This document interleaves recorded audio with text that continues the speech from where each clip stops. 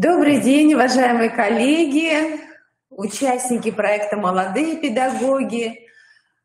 Мы приветствуем вас на стратегической сессии.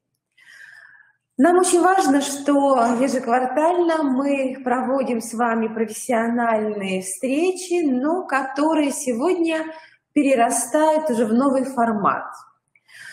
Мы действительно хотим с вами и обсуждать, и размышлять, и осознавать вместе с вами, каким образом сегодня именно молодые педагоги влияют на те изменения, которые происходят в системе образования.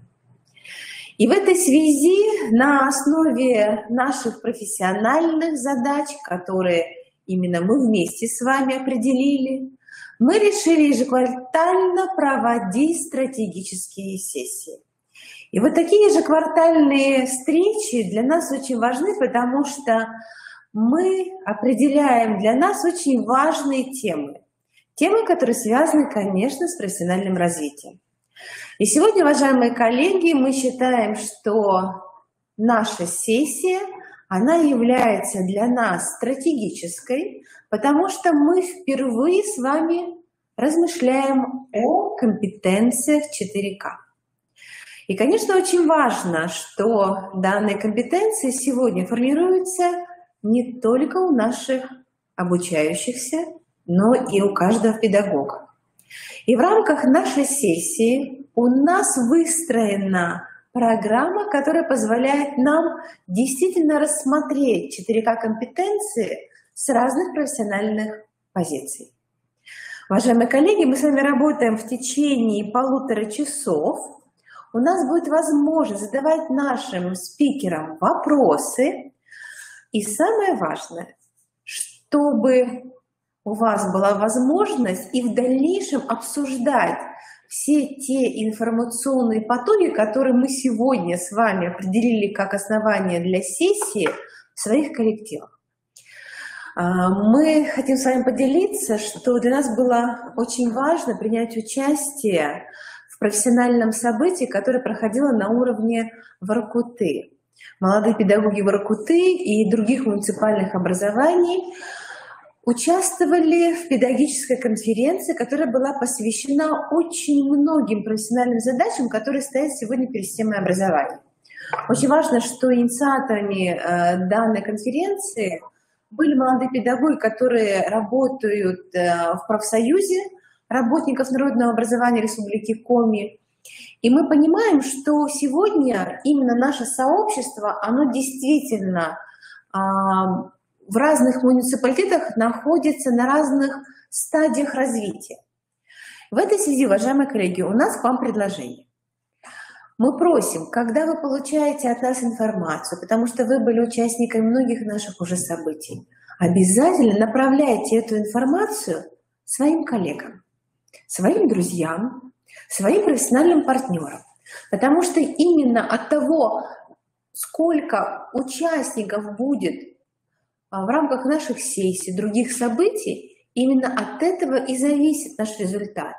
Не количественный, а именно качественный. Поэтому, коллеги, я желаю вам сегодня профессионального удовлетворения от того материала, который мы вам представим. Сегодня с нами будет работать Мария Анатольевна Габова, проректор по научно-методической работе нашего института. И Марина Анатольевна поделится с вами результатами опроса, который мы проводили с участниками стратегической сессии в рамках нашей деятельности в рамках первого квартала. Ну а далее, коллеги, Ольга Вячеславовна Тихомирова. Мы давно уже сотрудничаем, у нас партнерские отношения с Институтом развития образования Ярославской области. И мы очень рады, что сегодня Ольга Вячеславовна, продолжая наши партнерские отношения по разным проектам, сегодня будет тоже обсуждать с вами интересную тему. Ну а далее, коллеги, Александр Викторович Аверин, который курирует наш проект, заведующий Центром научно-методического сопровождения программы проектов нашего института, Мария Анатольевна, поделится с вами не столько информацией, а поделится именно стратегическими задачами, которые важны для нашего профессионального сообщества.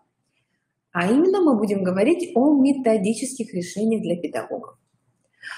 Далее, конечно же, мы хотим вас погрузить и в систему профессионального развития. Мы будем говорить и представлять систему повышения квалификации и представим вам наших региональных предметных координаторов, потому что мы, конечно, понимаем, что сегодня в связи с обновлением содержания образования очень важно действительно нам формировать тот необходимый перечень компетенций, которые важны для всего нашего педагогического сообщества. Ну и, конечно, подводим итоги нашей сессии и далее подключаемся уже к заседанию Ассоциации молодых педагогов. Александр Сергеевич, руководитель ассоциации, Александр Викторович будут вести данное заседание. Подключается к нам Александр Валерьевич. Я очень надеюсь, что те вопросы, которые сегодня обсуждаются, они станут основанием и для нашей научно-методической работы, и для важных решений, которые, я думаю, что будут приниматься на уровне нашей республики. Ну и, конечно же, важно, что мы с вами обсудили наши планы уже на второй квартал. Мы готовимся уже к нашему самому яркому мероприятию с вашим участием. Это хакатон молодых педагогов. Тоже об этом сегодня с вами поговорим, обсудим и надеемся на обратную связь. Коллеги, мы работаем уже на известной вам платформе, которая позволяет вам задавать нам вопросы, общаться. Поэтому надеемся, что сессия будет интересной и она принесет вам новый результат с точки зрения и построения коммуникации. Ну что, коллеги, мы желаем вам, конечно же, здоровья. Вот коллеги пишут, здоровья обязательно, мы всем желаем здоровья. И, конечно, профессионального продвижения в рамках нашей программы. Коллеги, итак, стратегическая сессия открыта. И я передаю слово Марине Анатольевне Габовой. Пожалуйста, Анатольевна. Елена Владимировна, благодарим вас за такое активное включение всех наших сегодняшних участников в нашу стратегическую сессию. И сейчас мы расскажем о некоторых результатах опроса участников стратегической сессии. Коллеги заполняли при регистрации на нашу стратегическую сессию небольшую анкету. И посмотрим, каковы были ответы на некоторые интересующие нас всех вопросы. Один из вопросов: принимали ли вы участие в обучающих мероприятиях по вопросам формирования у школьников компетенций 4К? Но, к сожалению, большинство коллег, более 70%, отметили, что пока еще в таких мероприятиях не участвовали. Однако около 20% коллег отметили, что принимали участие в наших семинарах и вебинарах, которые проводил институт. А также есть коллеги, которые участвовали в мероприятиях Яндекс.Учебника, в курсах Академии Минпросвещения. И кто-то еще отметил, что участвовал в курсах ФИОКа. Мы будем это исправлять, будем больше мероприятий проводить, в том числе и по заданной тематике. Следующий вопрос, он как раз касается того содержания, которое сегодня мы с вами будем рассматривать. Мы поинтересовались у вас, какие методы, какие технологии, на ваш взгляд, наиболее эффективны в формировании школьников 4К. На первое место, конечно, вы поставили коммуникативные технологии и практикумы. Действительно, это так, мы с вами в этом плане согласны, что, конечно, только через практическую деятельность, через коммуникативную деятельность, через групповое взаимодействие мы можем с вами формировать компетенции, связанные с креативным мышлением, с критическим мышлением, коммуникацией и кооперацией. Также большое значение для вас имеют технологии личностные, тренинги, кейсы и другие. Радует, что вы в верном направлении определяете те технологические аспекты, которые для нас важны в плане формирования компетенций 4К. Вот следующий вопрос, он с предыдущим тоже взаимосвязан. Какими, по вашему мнению, техниками и технологиями должны владеть педагоги для успешного формирования у школьников компетенций 4К? Выбор вариантов был предложен, и можно было еще свои варианты представить. На первое место большинство из вас поставили создание атмосферы, побуждающей детей к деятельности и пониманию общих смыслов происходящего. На втором месте большинство отмечает организацию совместной деятельности учеников. На третьем месте это конструирование учебных задач, способствующих формированию 4К. И на четвертом месте фасилитация учебной деятельности и конструктивной коммуникации. Но сегодня мы с вами будем разбираться, действительно ли можно именно в таком порядке ранжировать эти техники и технологии. Но тем не менее нам кажется, что вы все-таки в верном направлении движетесь. Если мы применяем специальные задания, способствующие формированию 4К, то, конечно, 4К будут формироваться. Еще один важный вопрос. Мы хотели у вас узнать, как вы считаете, каковы возможности урочной деятельности по формированию школьников системы 4К? То есть можно ли формировать эти компетенции именно на уроке? Ну вот здесь многие из вас отметили, что формирование системы 4К возможно только во внеурочной деятельности. Больше трети отметили, что эти возможности в урочной деятельности полностью отсутствуют, потому что учебные программы разработаны по другим принципам и не способствуют развитию soft skills, к каким мы относим и 4К. И также примерно столько же участников анкетирования отметила, что формирование у школьников системы 4К возможно только вне школы, то есть в центрах дополнительного образования, в которых данная возможность коммерциализирована. Так ли это на самом деле? Можем ли мы формировать компетенции 4К на уроке? Вот хотелось бы сейчас ответ ваш увидеть в чате. Согласны ли вы с большинством, либо все-таки есть возможности формирования 4К на уроках? Если вы согласны с тем, что возможности формирования 4К в урочной деятельности существуют, пожалуйста, плюсик в чате обозначьте. Если вы соглашаетесь с большинством и говорите, что нет, таких возможностей нет, то в чате, соответственно, минус. Коллеги, пожалуйста, подключайтесь. Так, минус. Минус. Минус.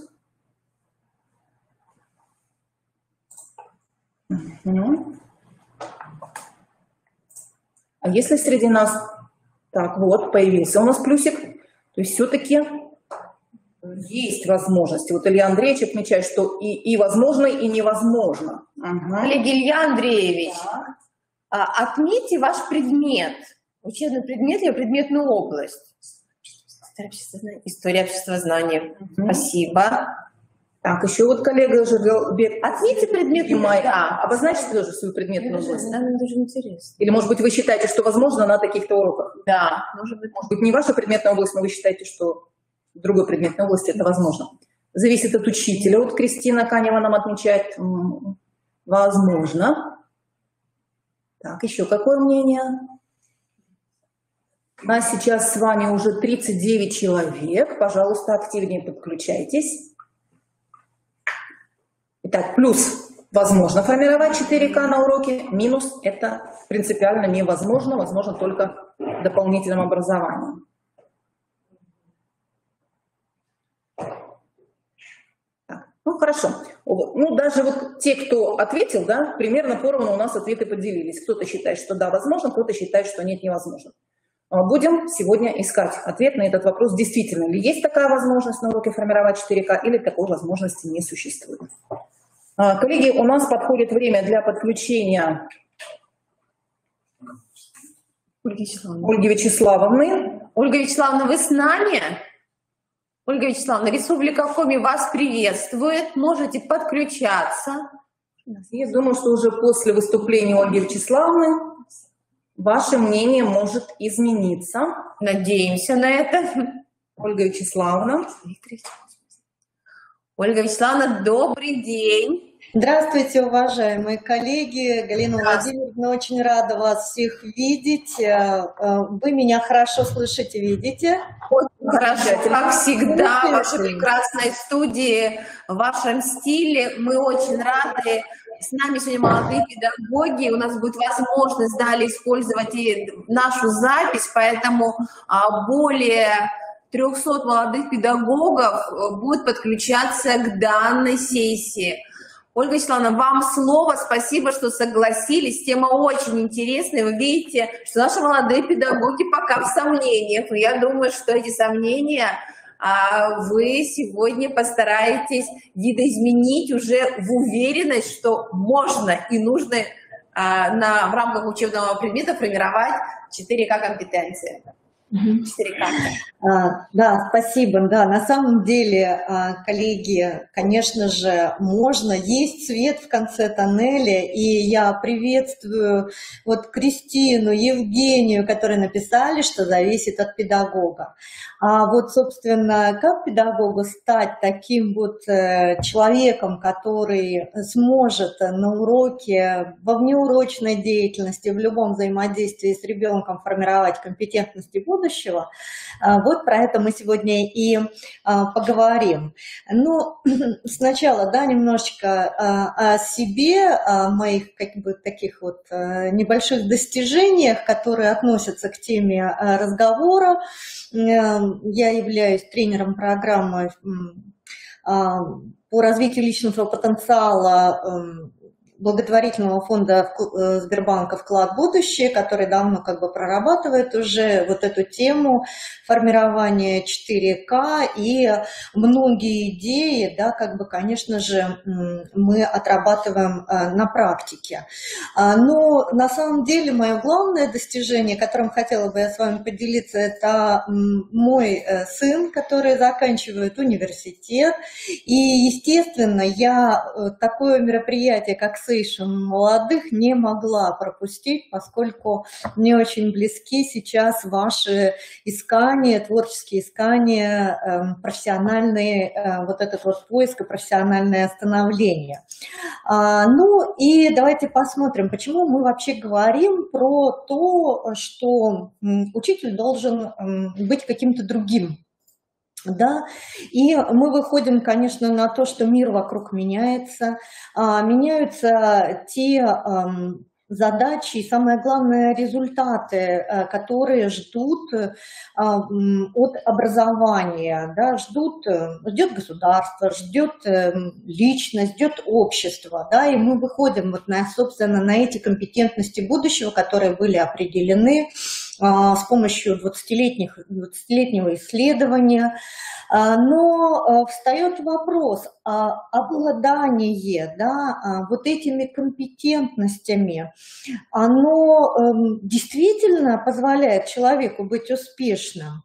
И да, что мы можем говорить о массовой тогда школе? И вот в ответ, да, я хочу привести высказывание 3, я думаю, великих людей, наших современников. Это Александра Григорьевича Осмолова, который сказал: да, есть определенный набор компетентностей, но при этом есть массовый запрос на уникальность. То есть тот самый набор, который делает человека уникальным. При этом, продолжая его мысли, Дмитрий Алексеевич Леонтьев говорит, что, в общем-то, сам набор компетентностей, он, в принципе, еще ничего не значит. Важно, как человек сам управляет своим уникальным набором. Он говорит о том, что способности важны, но важнее способность использовать свои способности. И далее, продолжая это высказывание, обращаюсь к Витальду Арнольдовичу Ясвину, который говорит о том, что знание и передача знаний, вот она никак, собственно, уже не работает в отношении формирования компетентности будущего и способности человека управлять своими компетентностями. Поэтому необходимо менять то, что мы еще, собственно, никогда не меняли. Это преподавание. На самом деле мы никогда это не меняли на государственном уровне. Мы меняли содержание, у нас появилось несколько поколений образовательных стандартов. Мы меняли среду, предметно-пространственную среду, и у нас, да, было несколько как бы заходов по цифровизации, обеспечению различными, скажем так, технологическими решениями наших школ и так далее. Но, собственно, за учителя, скажем так, еще всерьез никто не брался. И какой же тогда он должен быть, этот самый учитель, чтобы формировать компетентности будущего? Вот для этого надо посмотреть, собственно, каким должен быть образовательный процесс, каким должен быть урок. Я буду говорить, коллеги, в первую очередь, конечно, про урок. Почему? Потому что это основная на данный момент. У нас все равно урочная система, пока она еще не изменилась. И, в общем-то, ждать, когда мы постепенно перейдем от классно-урочной системы к неким индивидуальным траекториям, да, в общем-то, это терять пока еще время. Поэтому мы будем жить в тех реалиях, в которых живем, и урок остается основной дидактической единицей в нашем образовательном процессе. Поэтому я буду говорить про урок. И я буду говорить про то, что на уроке возможно свободное учение. И я буду говорить про то, что формирование 4К невозможно без свободы ученика. Что такое свобода? Свобода – это, конечно же, выбор. Что такое выбор? Это принятие своего собственного решения и, самое главное, ответственности за принятое решение.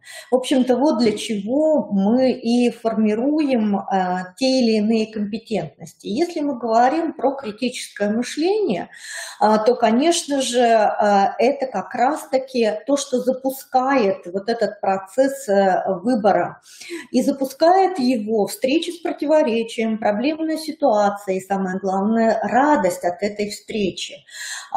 Для того, чтобы разрешить это противоречие, разрешить проблемную ситуацию, нужны определенные условия, а именно свободная коммуникация, когда дети на уроке имеют возможность свободно обмениваться информацией, иметь доступ к различным источникам информации.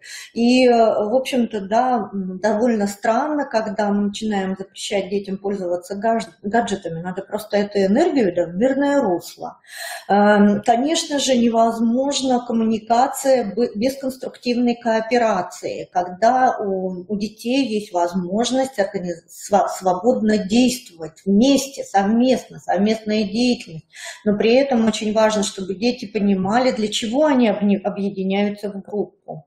Ну и как бы на протяжении вот всего урока, да, у учеников должна быть возможность принимать определенные креативные решения, выбирать их. И в этом отношении принимается любое мнение, оно не критикуется, оно принимается и обсуждается. И ребенок волен сам как бы прийти к выводу, насколько, скажем так, реалистичным была его идея. В общем-то, вот такая модель урока, которая реализуется через определенную технологию, и этому можно и должно учиться, но, опять же говоря, о том, а кто же это все сделает, да, на уроке, мы как раз и выходим на учителя, на его профессионализм и каким должен быть учитель. Так вот, если мы говорим про учителя, то, в общем-то, мы и смотрим, и называем его уже фасилитатором.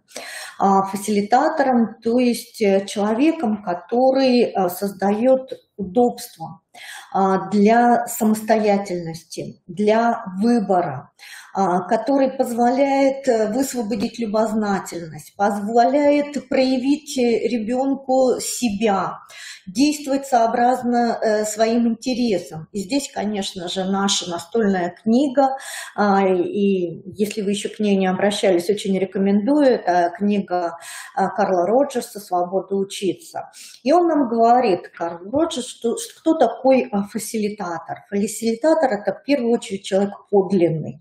реальный. То есть человек, который, в общем-то, имеет право на свои эмоции, на свои проявления, имеет право быть расстроенным, имеет право быть недовольным, имеет право быть радостным. И он имеет право эти эмоции показывать детям и при этом обсуждать возможные возникшие эмоции, свое отношение и так далее, а не загонять себя в футляр.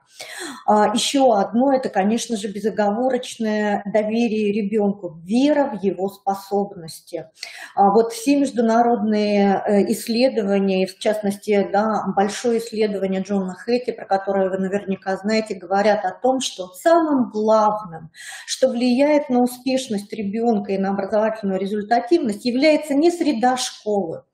Они являются такими значимыми даже социальные какие-то условия, статусность семьи и так далее. Самым главным, превалирующим фактором в этом отношении является отношение учителя к ученику, ожидание учителя от ученика. И если учитель, да, от самого, казалось бы, не подающего надежды ученика, ожидает очень многого, то эти ожидания рано или поздно оправдываются. Вот что такая безоговорочная вера в способность ребенка. Ну и, конечно же, это конгруентность и суггестивность, это возможность и способность воспринимать мир глазами ученика. Быть, скажем так, на одной волне с учениками, не уподобляться, не в смысле сделаться, да, таким же, если я работаю с подростками, сделаться таким же подростком. В общем-то, человек живет в своем возрасте, и он должен уважать свой возраст, да, в какой бы там ни было, будь мне 3 года, будь мне 33, будь мне 53, 93 года. Вот, а именно способность увидеть мир глазами другого человека. И тогда мы говорим о том, вслед за Роджерсом, мы говорим, что же это такое на уроке. А на уроке как раз-таки фасилитация свободного учения – это возможность сделать возможной совместную лично значимую познавательную деятельность детей на уроке. Есть 2 ключевых слова – «возможно» и личностно значимую. Без личного мотива ничего не произойдет, а возможность, да, вот здесь, наверное, может и не стоит комментировать, чем возможности отличаются от условий. И надо понять, что мы создаем на уроке условия, да, когда преподносим детям что-то, да, или все-таки возможности, когда дети могут воспользоваться. Или хотят, да, воспользоваться. Ну и если мы говорим, и вы сказали, да, про совместную деятельность, то, конечно же, фасилитация свободного учения. Учение – это всегда деятельность, в отличие от обучения. Да. Обучение – это некое воздействие на нас, а учение – это то, что я делаю сам. Так вот, свободное учение – это, конечно же, деятельность. Если мы говорим про формирование 4К, это совместная деятельность. И здесь должна быть максимальная свобода и максимальная совместность. Почему? Потому что, в общем-то, критическое мышление формируется только в условиях диалога. Если мне не с кем обсуждать проблему, вряд ли я высвобожу из своего сознания все возможные варианты решения этой проблемы. Так вот, если мы говорим, что такое фасилитировать свободное учение, это значит фасилитировать совместную, личностно значимую деятельность. При этом мы должны понимать, да, как бы и хорошенечко разбираться в том, а что, собственно, из себя представляет деятельность, да? И вот сейчас здесь перед вами на слайде как раз основные этапы деятельности, наверняка вы их знаете, это, в общем-то, концепция Леонтьева, Алексея Николаевича Леонтьева, на которой выстраивается федеральный государственный образовательный стандарт, на которой выстраиваются все основные концепции, да, и технологии наши современные педагогические. Так вот, мы говорим о том, что первое, с чем из чего, собственно, должен начинаться урок, это формирование потребностей. Потребности ребенка в каком-то изменении. Да, это ответ детей на вопрос, что я хочу изменить, что меня не устраивает, что меня, может быть, не удовлетворяет, что зацепило меня, что в моем создании является диссонансом, да, что требует моего решения. И вот здесь как раз выходит способность, на первый план способность педагога конструировать те самые исследовательские задачи, ту самую проблему, противоречивые задачи, открытые задачи, да, которые как раз-таки и вызывают интерес детей. И далее, да, мы с детьми обсуждаем, а что удовлетворит нашу потребность, что будет в результате, да, во что воплотится наше решение, в какой учебный продукт. И далее на этапе мотивации мы фиксируем, а действительно ли этот результат важен каждого для нас. В чем его ценность, чего лично я хочу достичь. Мне это интересно, а кому-то еще это интересно. И тем самым приобретается значимость того, что мы будем сейчас делать на уроке. И это ложится в основу целеполагания. Не угадывание ребенком цели, которую придумал учитель для ребенка, исходя из программного содержание, да, а именно то, что я хочу делать сегодня на уроке. Да.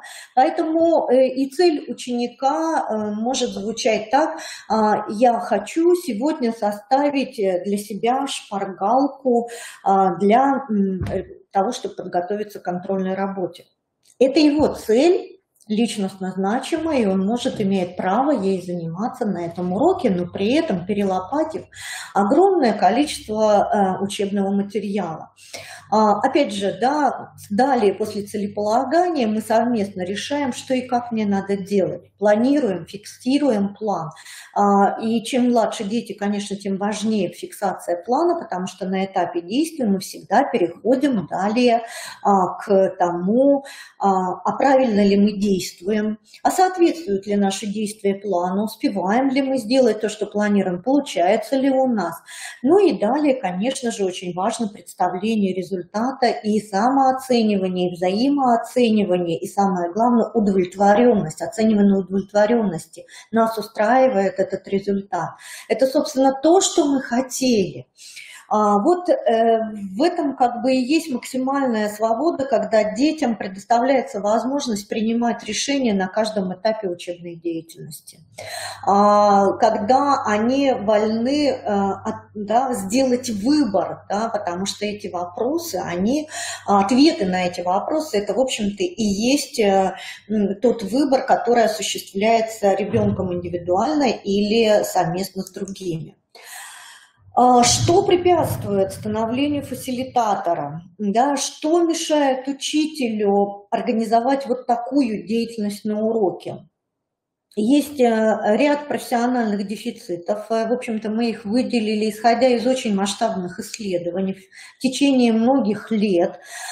И они так или иначе складываются в общие тенденции, которые сохраняются, но на которые все-таки мы, конечно же, воздействуем. Итак, сейчас по-честному, да, я буду проговаривать, а вы попробуйте отнести, да, как бы на себя, проверьте себя.Итак, первое – это психология выбора. Знаем ли мы психологию выбора? Что влечет за собой незнание психологии выбора? А это как раз избегание непредсказуемой ситуации, неуправляемой ситуации, ситуации неопределенности. Учитель боится, он должен контролировать ситуацию, и тогда здесь очень сложно формировать и свободную коммуникацию, и кооперацию, и критическое мышление, уж тем более креативность. Еще один момент, да, знаем ли мы теорию деятельности, и очень важно еще и концепцию мотивации. Зачем нам это знание, что влечет незнание?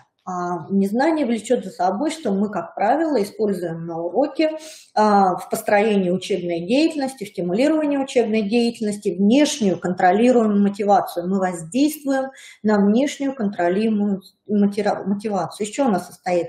Это обращение чувству стыда, вины, чувства долга, обязательности, манипулирования, да, вот если ты сейчас справишься с заданием, то тогда ты сможешь там не делать домашнее задание, да, например. Или ты же так, ты расстроишь маму, ты должен это сделать обязательно, мы же вчера вот с твоими родителями встречались, ну и так далее. Это как раз внешняя контролируемая мотивация, и здесь, конечно, исследования Гордеевой нам очень помогают. Далее, неумение интегрировать предметное содержание, то есть осуществлять метапредметный подход, критическое мышление метапредметно. Кооперация, коммуникация, креативность, да, метапредметно. Они не могут быть отнесены к какому-то конкретному предмету. И хочешь не хочешь, чтобы сконструировать ту самую задачу, запускающую критическое мышление, учитель должен выйти за рамки своего предмета и овладеть при этом еще приемами активизации мышления. Что влечет за собой этот дефицит? Это, конечно же, тяготение учителей к репродуктивным учебным задачам закрытого типа. Они сейчас превалируют в наших учебниках, но это же не значит, что мы сами не можем научиться конструировать такие задачи. И еще один дефицит – это выстраивание, конструирование обратной связи. Как мы с детьми обычно конструируем обратную связь, да, прямой вопрос, прямой ответ. И зачастую нас даже не интересует, в общем-то, сам ответ как таковой, нас интересует его правильность или неправильность. Он, в общем-то, не информативен с точки зрения формируемых компетентностей. Вот. И поэтому, соответственно, по получаемой вот такой обратной связи мы детей, собственно, так и оцениваем большей частью с помощью отметочной системы.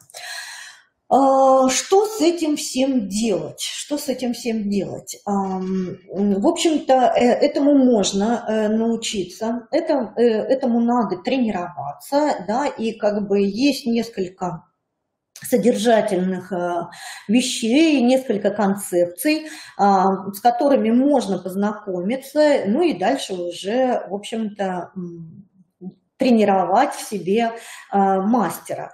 Мы говорим о том, что и у нас, например, принято, потому что это большая проблема. Мы когда еще начинали с Мариной Александровной Пинской про критическое мышление разговаривать, мы все время задавали вопрос, как учитель узнает, что это та самая учебная задача, которая запускает критическое мышление. В общем-то, и вот в поиске ответа на этот вопрос мы вышли на технологию учебных задач Даны Талингеровой, чешского учителя, она нам здорово, ученого, и эта технология нам здорово помогла продвинуться в преобразовании тех задач, которые мы имеем в учебнике, на задачи творческие, поисковые, задачи, требующие обработки сообщения данных и так далее. Далее, обязательно, конечно же, обращение, во-первых, к педагогической рефлексии. Здесь у нас наша научная школа нашего Демидовского университета, и здесь вот Анатолия Карпова я назову, конечно же, еще это и концепция психологии выбора Дмитрия Алексеевича Леонтьева. Если мы говорим про мотивацию, то здесь очень полезным будет знакомство с трудами и исследований Тамары Гордеевой.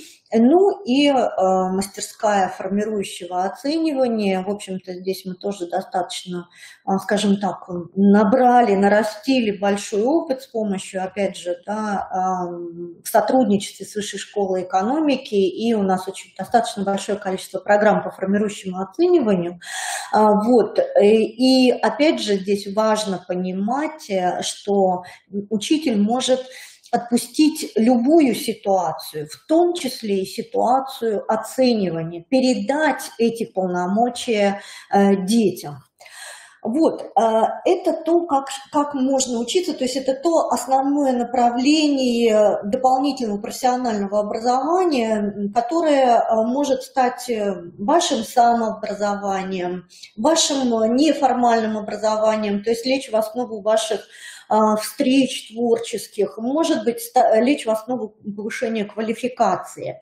Через что, где учитель учится фасилитации, где он учится, что это такое вообще за мастерские. Конечно, можно говорить о том, что они проходят в рамках тренингов повышения квалификации, но я вам скажу самое, на мой взгляд, важное в настоящий момент и, наверное, самое эффективное. Это профессиональное обучающееся сообщество, которое создается в школе учителями и для учителей, когда учителя учатся друг у друга, обучающиеся, то есть обучающие себя. Вот прежде чем учителю начать учить, да, как бы ребенка и даже не учить, а обеспечить ребенку свободное учение, он должен сам нарастить опыт этого свободного учения, приобрести опыт свободного учения. И в этой ситуации, конечно же, это учение равное равному, учение друг у друга, обучение самого себя. Да? И вот эта вот концепция профессиональных обучающихся сообществ. Ну и сейчас как бы я с вами делюсь то, что, в общем-то, нарабатывалось собственно, нашими учителями и писалось иногда на доске, да, как бы, когда учитель сам себе, вот первое, это буквально учителя писали себе на доске «Закрой свой рот». То есть это к вопросу о том, чтобы учителя не было слишком много, он не должен много говорить, учитель должен слушать, говорить должны дети. И опять же, да, проверьте себя, сколько на уроке разговариваете вы, сколько на уроке разговаривают ваши ученики. Второе, да, такое правило, обращенное к себе, слезть с трибуны. Это как раз к вопросу о подлинности. Да? Я не над, я не рядом, я не под, я нигде. Я здесь просто среди вас. Я такой, какой я есть. Я остаюсь сам собой, я говорю сейчас про учителя, в любой ситуации. И на самом деле я не боюсь от этого потерять лицо, свой статус педагога, учителя, свой авторитет. Ибо авторитет – это несколько другое, нежели да, некое возвышение над ребенком. Еще один момент – убери костыль. Это относится к тому, когда учитель в любой ситуации бежит помогать ребенку. И ведь бежит не потому, что он сильно болеет, да, как бы, а потому что, да, что вот сейчас произойдет что-то непоправимое, а потому что ведь тогда ребенок сделает неправильно. И тогда мне получится, надо поставить какую-то, снизить отметку, ну и так далее и тому подобное. У ребенка, как у любого человека, должно быть всегда право на ошибку.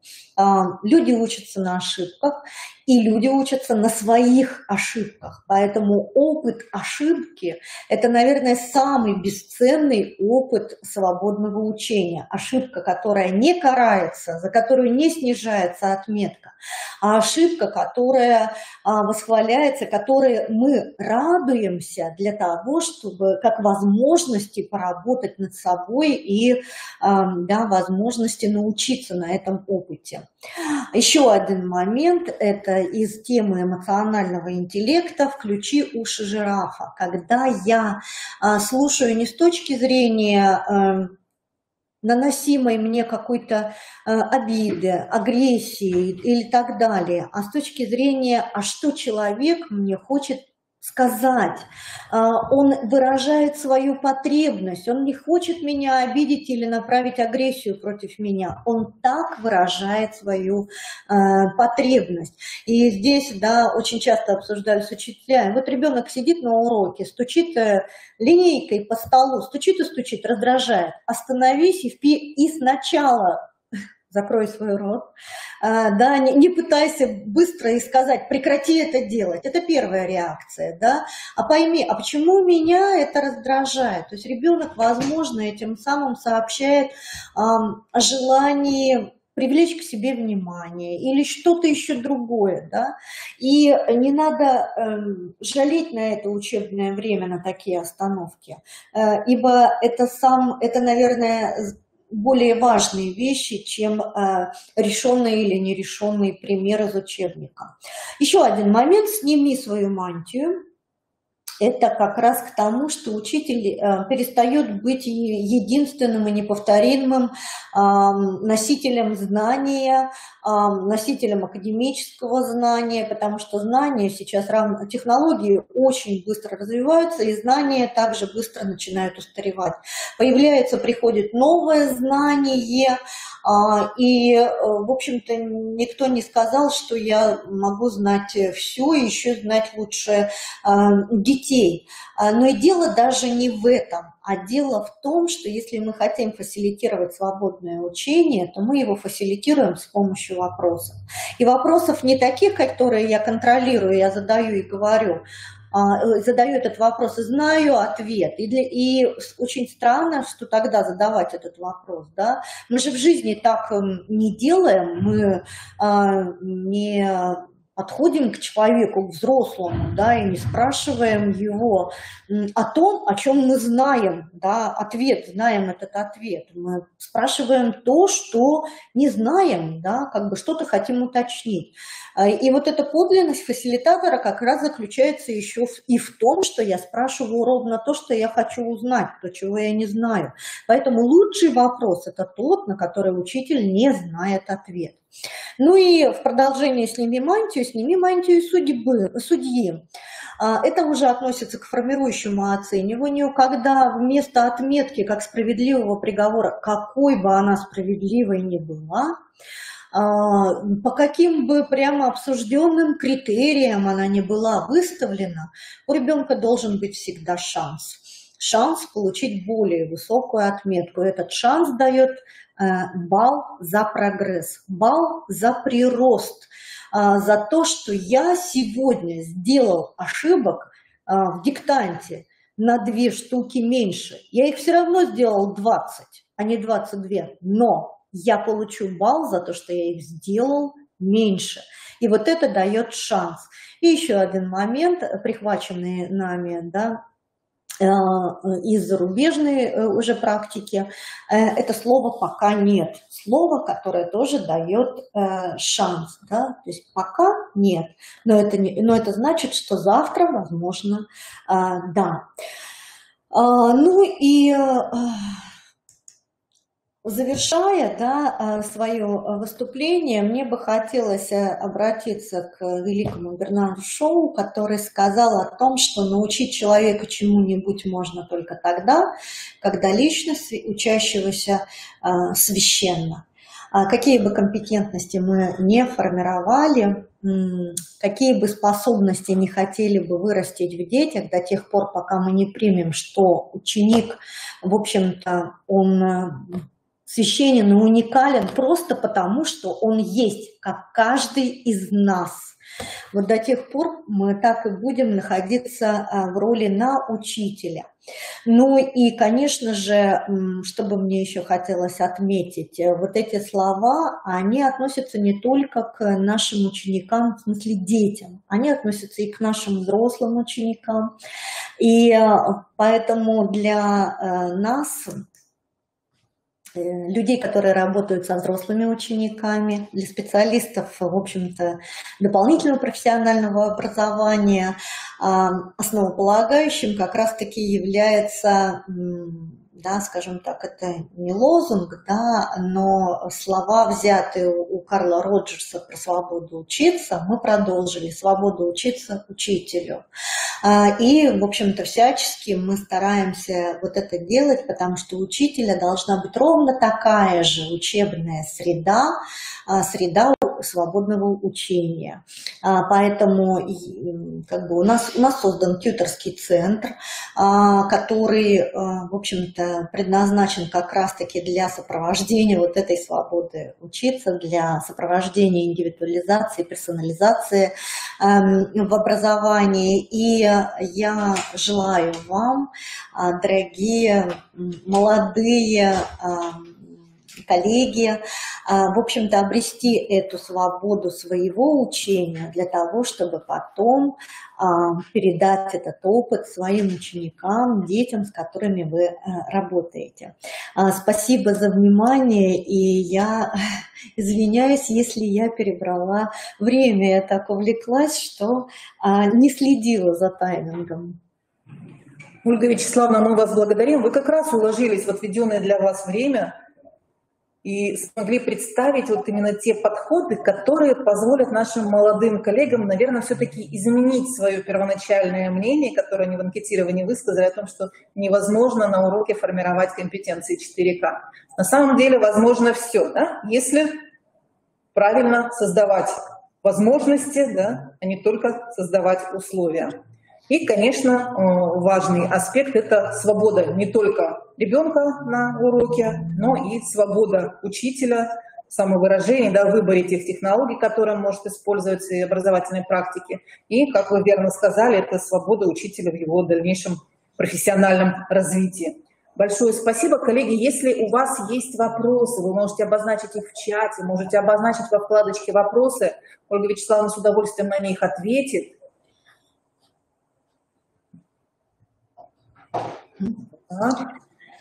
Да, Ольга Вячеславовна, мы хотели у вас уточнить, можем ли мы вашу презентацию, с которой вы сегодня с нами работали, нашим коллегам передать для изучения и дальнейшей проработки?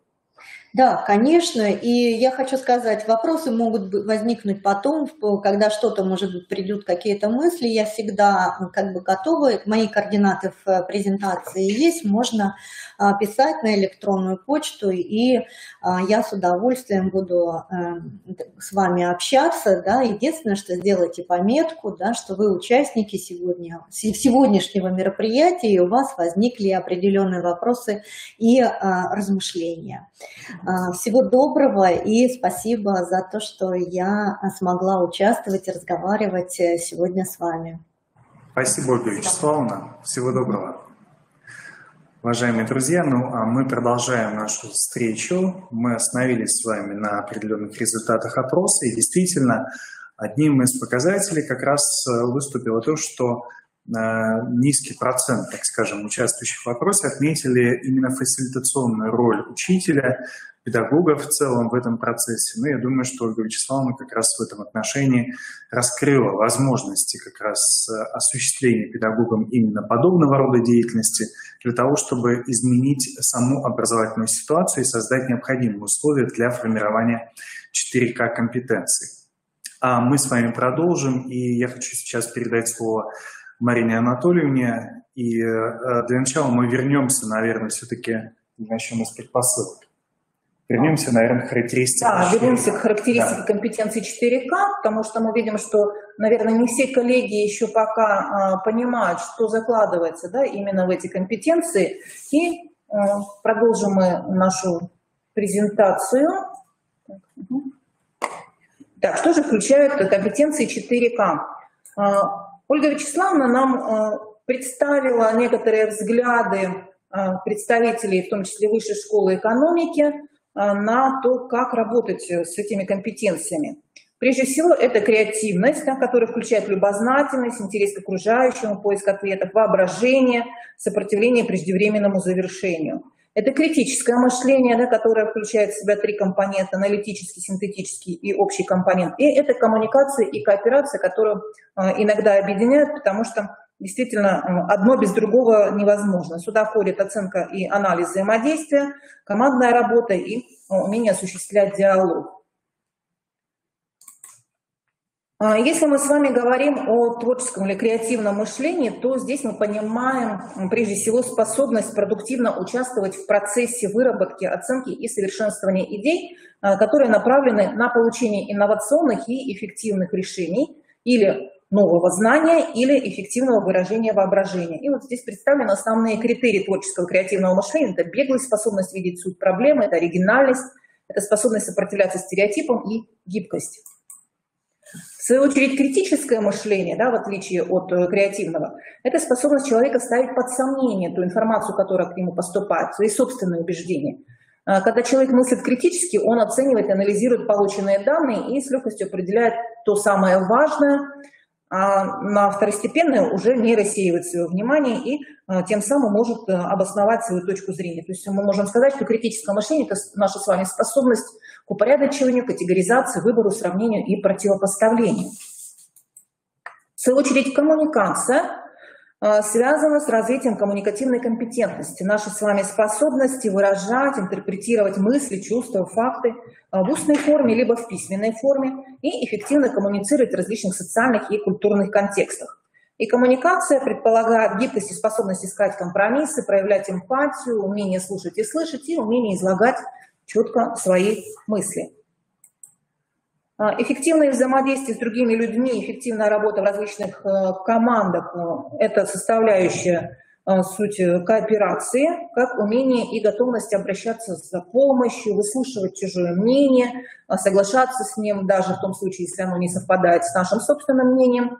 В ходе работы команды встраивать свою индивидуальную часть в общую работу группы, определять свой вклад, оценивать коллективный результат как свой собственный результат.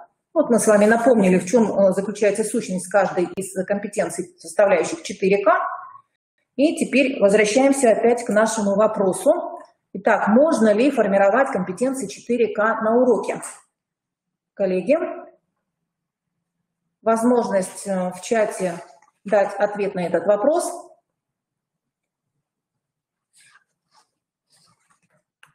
Проявить свою активность. Так, хорошо. Елена отмечает «можно». Марианна отмечает «да».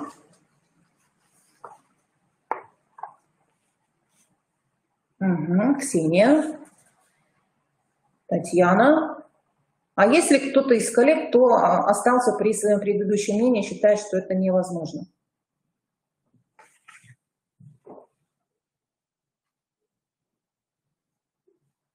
Хорошо. Итак, коллеги, мы с вами продолжаем дальше.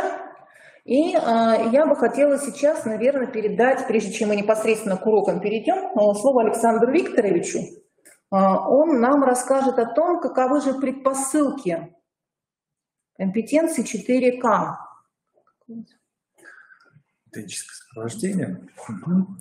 Уважаемые друзья, конечно же, может сложиться такое впечатление, что 4К – это те компетенции, которые формируются только в рамках урочной либо внеурочной деятельности и так далее. Может быть, действительно, по тематике и сегодняшней нашей встречи всем показалось, что это в большей степени относится именно к учителям. Но давайте мы перейдем еще на 2 слайда вперед. Вернемся. Вы видите, да, в данном случае классическое представление непосредственно 4К и тех признаков, которые были обозначены непосредственно разработчиками данного подхода. Это разработчики фонда «Вклад в будущее» и, соответственно, выделившие данные признаки, характеризующие каждую компетенцию. Конечно же, предпосылки любого образования, в том числе и психологического образования, либо в данном случае появляются на предшествующих этапах, условно говоря, да, то есть возникают определенные предпосылки именно на предшествующих этапах. Такие, собственно, закономерности развития как бы нам известны и так далее. Но вот если обратиться, опять же, на внимание свое на данные компетенции, то, естественно, у нас возникает как раз вопрос, а могут ли какие-то признаки уже, например, проявляться в дошкольном возрасте, условно говоря, на которые можно непосредственно обратить внимание на их качественную характеристику, на, может быть, уровневую характеристику, если перед нами стоит задача в их оценке и прочее. Конечно же, наверное, все-таки доступны для анализа такие компетенции, как кооперация и коммуникация, поскольку действительно в этот период у нас интенсивно меняется характер общения дошкольников, как между собой, так и, собственно, дошкольники выходят непосредственно и в иные системы взаимодействия и общения. Это, например, ребенок взрослый, который становится непосредственно необходимым условием, ну, например, в первую очередь в начальных классах для его успешной адаптации, но, с другой стороны, непосредственно условием вхождения уже его как субъекта, полноценного субъекта учебной деятельности. Если говорить об интеракциях, то есть подлинные интеракции по исследованию, например, Абраменковой, впервые проявляются в игровой деятельности примерно к 5 годам и так далее. То есть когда игровая деятельность качественно меняет свой характер. И когда действительно ребенок уже может, например, принять общую цель, то есть общую цель игровой деятельности. Когда ребенок может непосредственно выстроить определенную взаимодействие, коммуникацию, проявив тем самым непосредственно самостоятельность, инициативность, например, в выборе игровой роли, игрового действия и так далее. Включив, например, в содержание сюжета игры новый какой-то элемент и так далее, и так далее. То есть все вот эти моменты фактически свидетельствуют о том, что, по сути, условия для развития кооперации и коммуникации в дошкольном возрасте непосредственно существуют.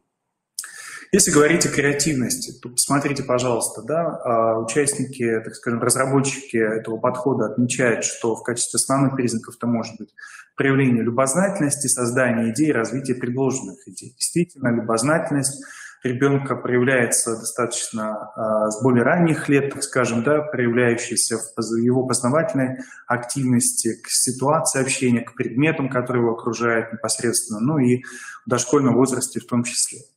Креативность очень часто ассоциируется как характеристика отчасти и собственного мышления, о чем говорила уже непосредственно Мария Анатольевна, и ассоциируется еще с такой психической функцией, как воображение. И действительно, данный период, я имею в виду дошкольное детство, становится необходимым условием для развития наглядного образного мышления и, соответственно, воображения ребенка. Относительно критического мышления, как я уже сказал, наглядно-образное пока еще доминирует, и, соответственно, систематическое обучение уже в условиях непосредственно школ создает условия для развития теоретического мышления, для появления, собственно, такого свойства, наверное, мышления, собственно, как критичность. Поэтому в этом отношении критическое мышление достаточно часто ассоциируется в большей степени не с дошкольным периодом, а уже непосредственно с периодом начального общего образования, то есть с периодом младшего школьного возраста. То есть вот эти моменты, эти аспекты могут стать отправными, так скажем, в понимании того, каким образом мы можем формировать компетенции 4К и, соответственно, на что мы можем в данном случае опереться. Мне хотелось бы, чтобы мы вернулись на предыдущий слайд, как раз демонстрирующий результаты вашего опроса, то есть какие предпосылки формирования 4К должны сложиться непосредственно в дошкольном возрасте. И максимально в данном случае, то есть практически 3/4 ответивших, это, конечно же, готовность и желание участвовать совместно с другими детьми игровой деятельности.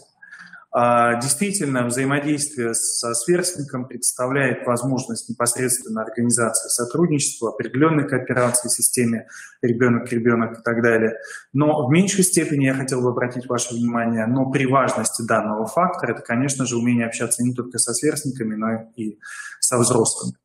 Развитие логического мышления возможно в данном случае, и, естественно, признаки логического мышления уже проявляются в дошкольном детстве. Здесь отмечается чуть меньше 2/3 опрошенных, ну и примерно 2/3 отметили, что самым, наверное, важным и главным условием в целом это достижение психологических показателей развития в дошкольный период. Вот таковы непосредственно основные результаты. Резюмируя свое краткое выступление, хочу сказать, что скорее всего, мы можем констатировать, что для развития кооперации и коммуникации в дошкольном детстве складывается более благоприятная часть условий, например, нежели чем для развития критичности мышления и одних тех или иных признаков, так скажем. Да? То же самое можем сказать и о креативности. Спасибо за внимание. Я хочу передать сейчас слово Марине Анатольевне, которая как раз расскажет, каким же образом тогда организовывать, собственно, образовательную деятельность, то есть учебную в данном случае, для того, чтобы создать необходимые условия для формирования уже компетенций 4К в рамках организованной деятельности. Марина Анатольевна, вам слово. Коллеги, те из вас, кто отмечал, что невозможно формировать компетенции 4К на уроке, отмечали, что вообще сами образовательные программы не предполагают формирование этих компетенций. Так ли это на самом деле? Давайте мы с вами заглянем в федеральный государственный образовательный стандарт начального общего образования. И что мы там видим среди метапредметных результатов? Во-первых, это освоение способов решения проблем творческого и поискового характера. Что же это, как не креативность, как способность представлять и изобретать новые способы решения проблем, ответа на вопросы или выражения смысла через применение или синтез знаний в новых контекстах? То есть действительно есть возможность формировать креативность, она заложена в метапредметных результатах. Следующий метапредметный результат, представленный здесь на слайде, активное использование речевых средств и средств информационных коммуникационных технологий для решения коммуникативных и познавательных задач. Вот, пожалуйста, здесь вам и коммуникация, и кооперация. Да, это и совместная деятельность для передачи информации или решения проблем. Следующий метапредметный результат – овладение навыками смыслового чтения текстов различных стилей и жанров в соответствии с целями и задачами, осознанно строить речевое высказывание в соответствии с задачами коммуникации и составлять текст в устной и письменной формах. Этот метапредметный результат можно соотнести с навыком критического мышления, как способность идентифицировать, анализировать, оценивать ситуацию, идеи, информацию, чтобы решать проблемы. То есть вот мы с вами уже нашли и креативность, и коммуникацию, и кооперацию, и критическое мышление. А если мы с вами заглянем в личностные результаты, обозначенные Федеральным государственным образовательным стандартом начального общего образования, то что мы здесь увидим? Формирование уважительного отношения к иному мнению, истории и культуре других народов. Это социальная и культурная осведомленность, навык 21 века, в том числе связанный и с коммуникацией, кооперацией, конструктивное взаимодействие с другими людьми, учитывающих социальные, этнические, культурные особенности. Следующий результат личностный – овладение начальными навыками адаптации в динамично изменяющемся, развивающемся мире. Да, это такой навык 21 века, как адаптивность, то есть возможность изменять способ действия, изменение обстоятельств. Здесь тоже в основе лежит и критическое мышление, и креативное мышление. Развитие навыков сотрудничества со взрослыми и сверстниками в разных социальных ситуациях. Пожалуйста, коммуникация, кооперация, совместная деятельность для передачи информации или решения проблем. То есть уже сам Федеральный государственный образовательный стандарт закладывает возможности, даже в результатах закладывает, да, те компетенции 4К и навыки 21 века, которые нам с вами необходимо формировать.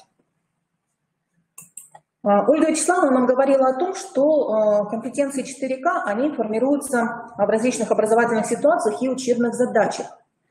Но это специально сконструированные учебные задачи, учебные ситуации, либо они должны быть из естественных ситуаций перестроены таким образом, чтобы действительно они способствовали формированию 4К. В каком случае это возможно? Во-первых, учебная задача должна предполагать либо несколько верных вариантов решения, либо разные способы одного решения. Да? То есть можно разными способами прийти к единственно верному ответу. При этом в центре задачи должен лежать какой-то либо мини-проект, либо ребята должны создавать, конструировать какой-то продукт с помощью нестандартных, неочевидных для типового учебного процесса средств. То есть изобретать какие-то новые способы действий. А при этом обязательно, чтобы в этом задании был какой-то сюжет. И сюжет этой проблемы, которую мы с вами совместно решаем, он может развиваться в рамках конкретного предметного содержания и обязательно обогащать предметные умения ребят. А также очень важно, чтобы работа над этими заданиями, над этими образовательными ситуациями осуществлялась в группе ребят.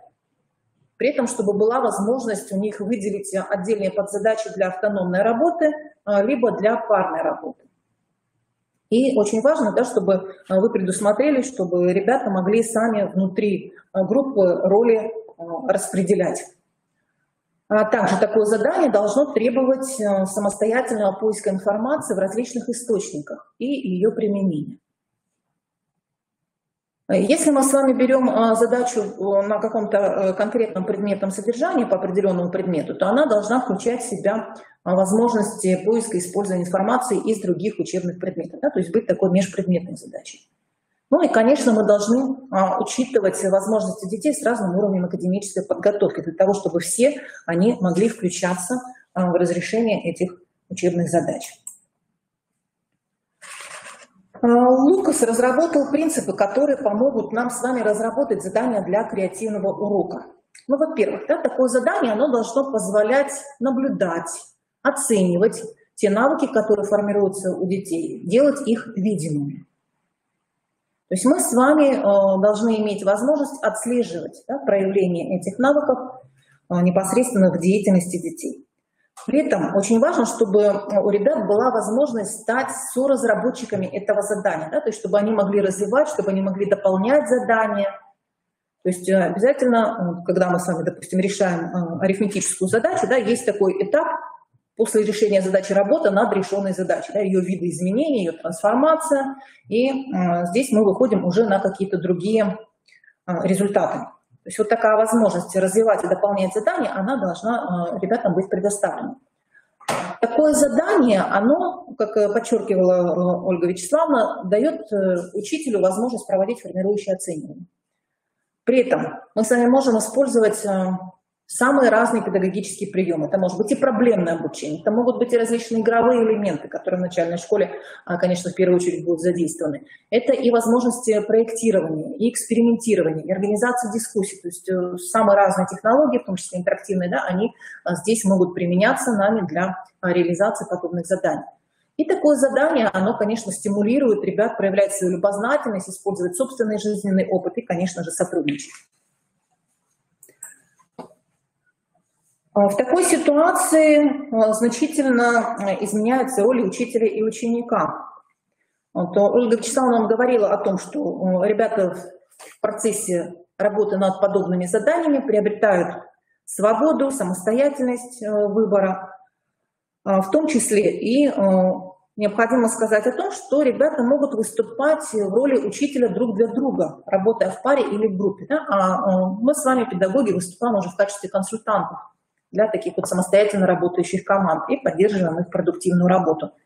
И, конечно, как Ольга Вячеславовна тоже говорила, ребята должны иметь возможность принимать участие в оценке результатов урока и процесса работы. При этом мы должны предложить им использовать различные инструменты самооценивания. То есть вот именно в таких условиях учитель получает возможность оценивать предметные результаты.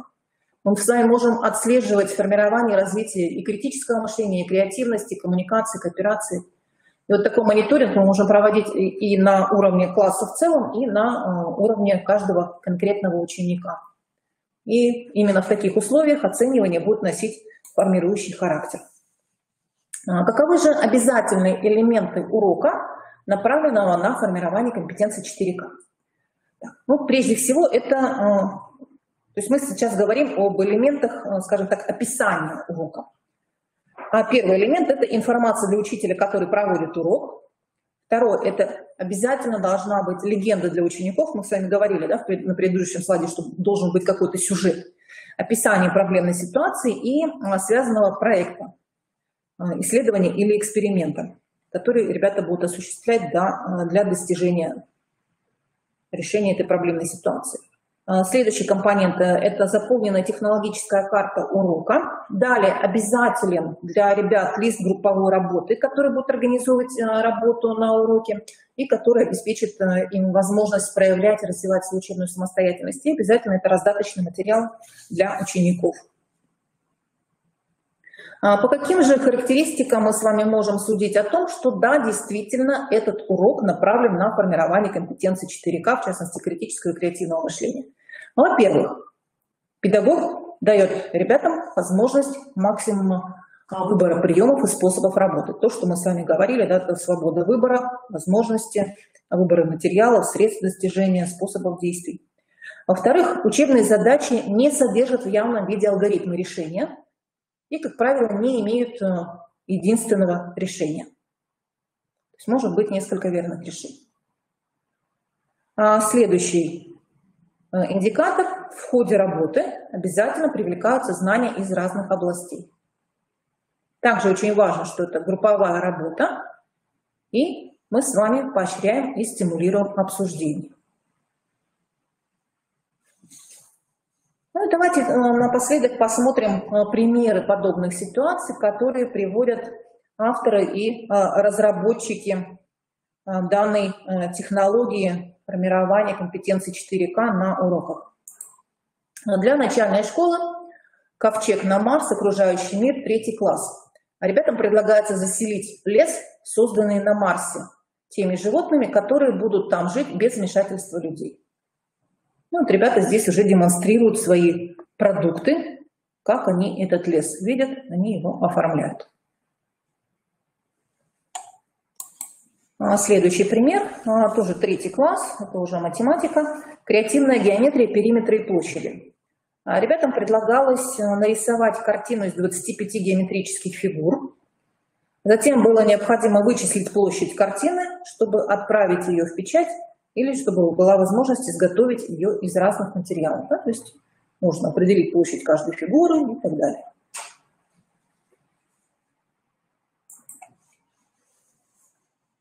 Для 8 класса задание по физике «Серебристые птицы». Ребятам предлагалось провести ряд экспериментов, чтобы сформулировать вывод по физической природе подъемной силы, которая действует на крыло самолета.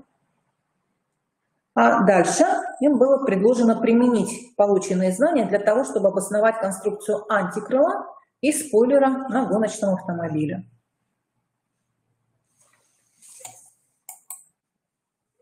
Следующий пример, тоже 8 класс, география, климатические явления. Ребятам был предложен набор изображений, из них необходимо выделить неблагоприятные климатические явления, обосновать, явления, которые действительно существуют, и явления, которые можно наблюдать в России.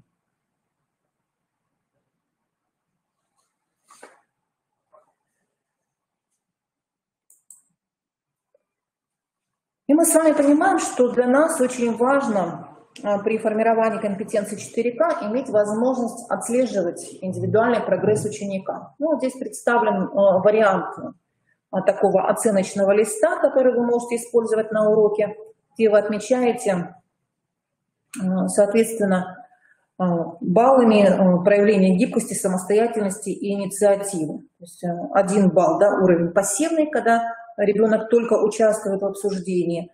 2 уровень ведомый, инициативный, когда он только задает вопросы, но не самостоятельно.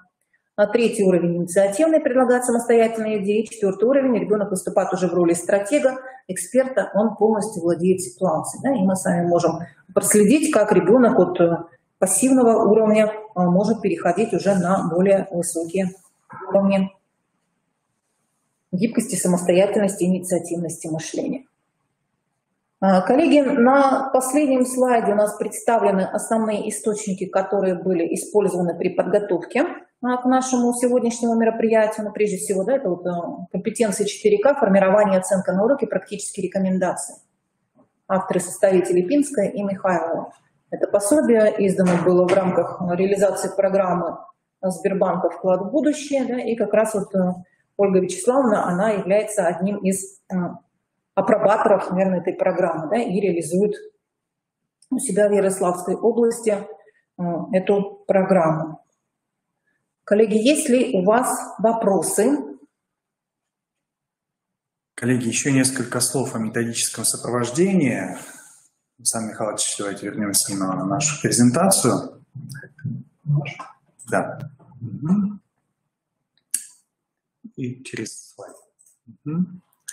Вот пока у вас есть возможность задать непосредственно вопросы в чате или в специальной вкладке наверху, хочу обратить ваше внимание, то, о чем как раз говорила непосредственно Марина Анатольевна. Фактически данные методические рекомендации находятся в свободном доступе, и на этом слайде как раз представлена в данном случае ссылка и тот ресурс, на котором размещен. Вы видите, что это действительно фонд «Вклад в будущее», который курируется Сбербанком. И здесь вы сможете как раз, обратившись по этой ссылке, скачать полностью непосредственно данные методические рекомендации. Там есть очень хорошие оценочные рубрики.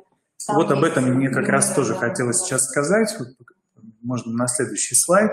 Вот как раз, да, это прямая компетенция 4К, формирование и оценка на уроке практических рекомендаций, где вы получите достаточно подробное непосредственное описание чек-листов, которые можно использовать, например, для оценки того, насколько предлагаемая, например, вами учебная ситуация, либо учебное задание соответствует непосредственно требованиям по формированию, в частности, отдельных компетенций 4К. Также это, конечно же, те примеры, о которых уже говорила частично и Марина Анатольевна, и оригинальные, которые представлены в этом пособии, которые действительно являются непосредственно разновозрастными и фактически могут быть интересными педагогам, в том числе и не только педагогам организации общеобразования, но и дополнительного образования.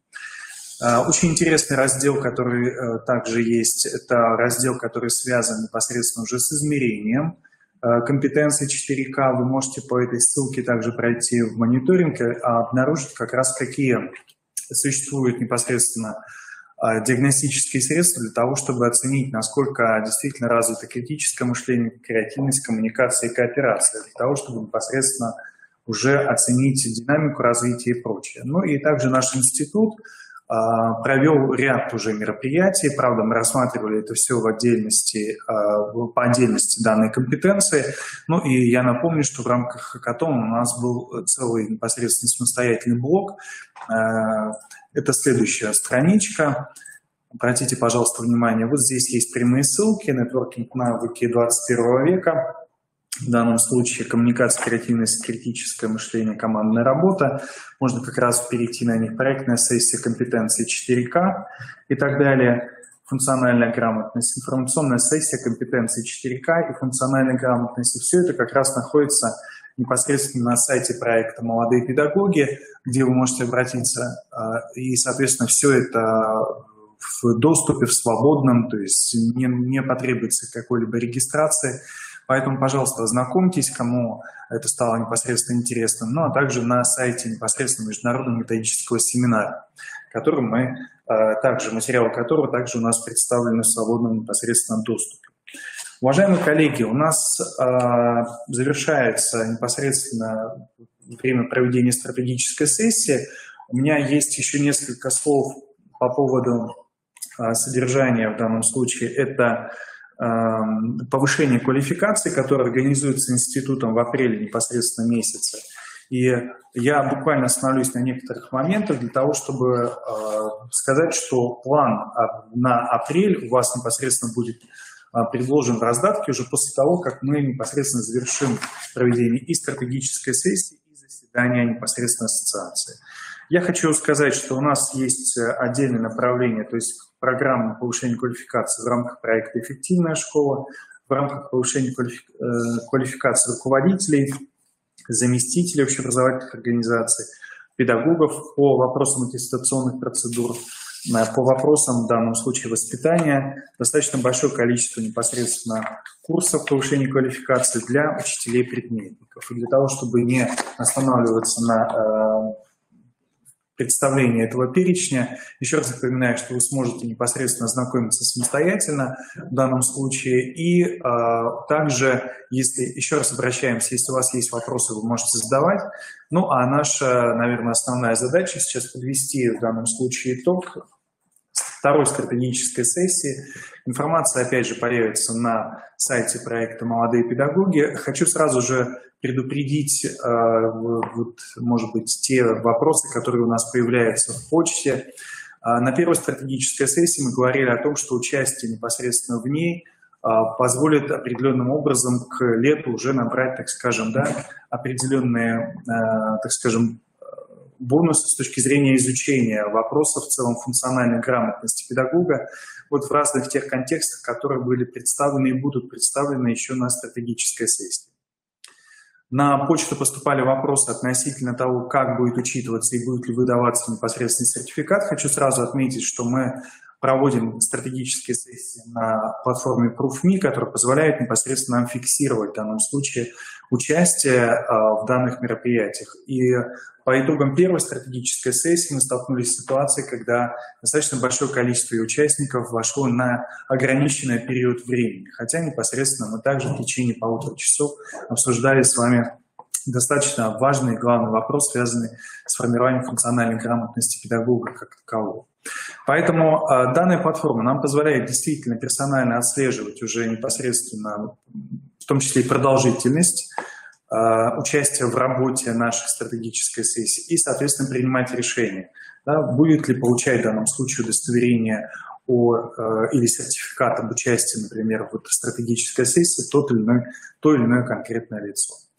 Это организационный момент. Я вижу, что у нас вопросы не поступили. Хочу обратить ваше внимание, что данная тема возникла в данном случае из-за вашей потребности, которую вы обозначили непосредственно и которую мы выявили перед первой стратегической сессией. Поэтому мы уже будем ориентироваться на те запросы, которые поступили. И я полагаю в данном случае, что нам, наверное, требуется провести встречу, связанную с нормативно-правовым, юридическим, так скажем, сопровождением профессиональной деятельности молодых педагогов и привлечь юристов с профсоюза и, соответственно, вопросы по аттестации. Если такое предложение вас устроит, вы можете непосредственно в чате обозначить в данном случае плюсик, потому что вопросы по аттестации – это вопросы, которые будут также сегодня рассматриваться и на заседании аттестации. Извините, на заседании ассоциации. Подводя итог нашей встречи, мы хотели бы как раз акцентировать внимание на том, что и как в урочной, и так и во внеурочной деятельности, во внеурочной в данном случае, наверное, возможностей гораздо больше, нежели чем в рамках урочной деятельности, создать необходимые условия для формирования компетенций 4К у наших детей и подростков. И сегодня мы попытались акцентировать ваше внимание на тех условиях, которые, собственно, позволят нам это сделать. В первую очередь, это, конечно же, профессиональная позиция самого педагога относительно формирования данных компетенций, потому что и выступление Ольги Вячеславовны, и выступление Марии Анатольевны было показано, что у нас комплементарны, в данном случае конкурентны непосредственно и компетенции, о которых мы сегодня с вами говорили, и те метапредметные личностные результаты, которые обозначены в Федеральном государственном образовательном стандарте на разных уровнях. У нас для формирования компетенций есть непосредственно предпосылки, которые складываются еще и в дошкольном возрасте, и на более ранних этапах уже обучения в школе. И это может стать действительно той основой, которая позволит их активно развивать. Также мы показали, что в настоящий момент уже есть достаточно такой вот широко распространяемый опыт, в том числе и в разных субъектах, по тому, каким образом мы можем и должны, наверное, организовывать и урочную, и неурочную деятельность. И именно по методическому сопровождению педагогов мы как раз попытались вас сориентировать. Уважаемые друзья, Мария Анатольевна, если у вас какие-то комментарии по стратегической сессии. Коллеги, если у вас останутся вопросы, вы можете их писать в чате и можете писать в данном случае в специальной вкладке «Вопросы». Ну а мы закрываем проведение стратегической сессии. Мы благодарим вас за участие. У нас не будет перерыва, мы сразу же переходим к заседанию Ассоциации молодых педагогов. И я хотел бы как раз поприветствовать всех участников, поприветствовать Александра Сергеевича Гаврилова. Александр Сергеевич, если вы с нами, можете подключиться и также поприветствовать участников заседания ассоциации. Добрый вечер, рада вас видеть. Добрый день. Добрый вечер. Добрый вечер, уважаемые коллеги. Александр Викторович, я очень рад, что сегодня у нас состоится второе заседание Ассоциации молодых педагогов Республики Коми. И на повестке дня у нас именно те вопросы, о которых мы заявляли в первом заседании. Нам удалось провести опрос при помощи Google Form. И, конечно же, мы собрали достаточно много ответов. Вот вчера я анализировал вечером, это было 88 человек, а сегодня уже люди продолжали регистрироваться, и более 100 человек зарегистрировались на заседание Ассоциации молодых педагогов. Ну, я сейчас вижу, что у нас всего 46 человек, но я думаю, что это не так страшно. Кто хотел, тот подключился. Александр Викторович, мне сразу начинать анализировать или вы будете что-то говорить?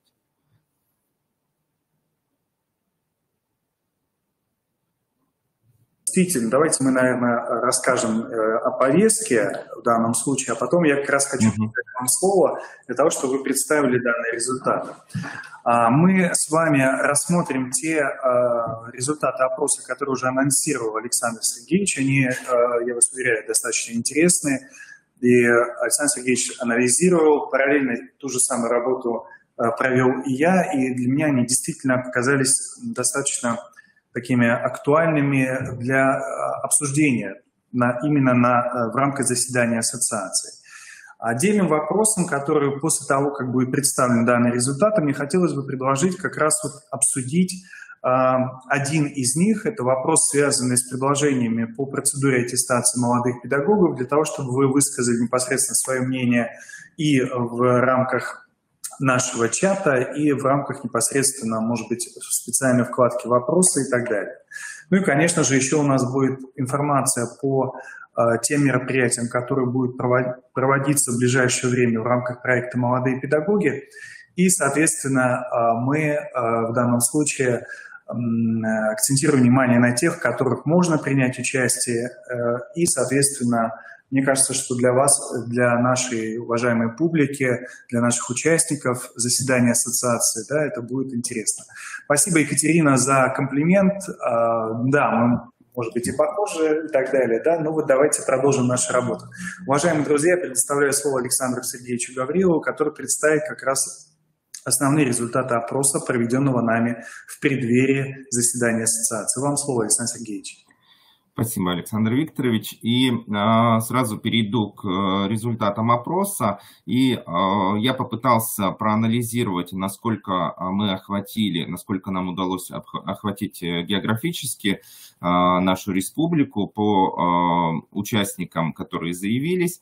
И пришел к выводу, что лидирующие позиции сейчас у нас занимает город Сыктывкар и город Воркута.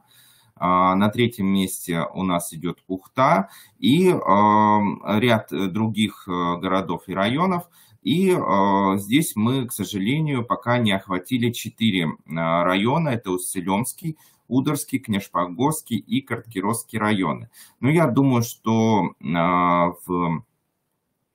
в деятельности ассоциации, да, в процессе деятельности ассоциации молодые педагоги из этих районов тоже к нам обязательно подключатся.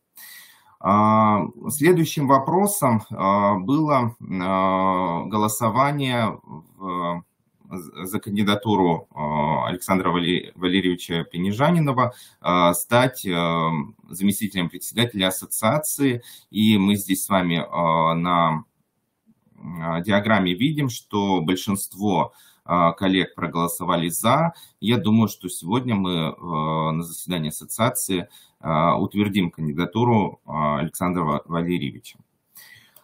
Далее, так, значит... Следующий вопрос, который мне показался интересен достаточно, это формы поддержки молодых педагогов, потому что нужно было понять, как работают в муниципалитетах, да, так скажем, на местах с молодыми педагогами. И большинство молодых педагогов, конечно же, назвали направление поддержки такое, как наставничество. Ну, мы сейчас все знаем, что это достаточно актуально в современном образовании. И вот даже в рамках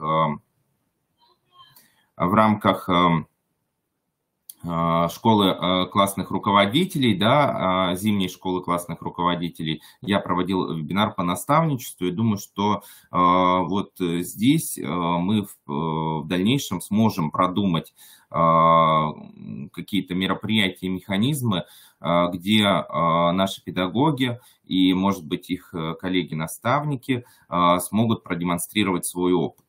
Вот, это одно из направлений. Далее это семинары. Большинство из них отметили постоянно действующие семинары, что тоже не может не радовать. И я вот знаю, что, по крайней мере, в Ухте действуют постоянно действующие семинары. Далее это школа молодого педагога, курсы повышения квалификации, тренинги, открытые уроки, что почему-то очень мало, да, маленькие показатели открытых уроков, к сожалению, продемонстрировали наши молодые педагоги. Видимо, такая практика не используется. Хотя, как мне кажется, это очень неплохой стимул, неплохая возможность продемонстрировать свой опыт. Далее, это, конечно же, профконкурсы.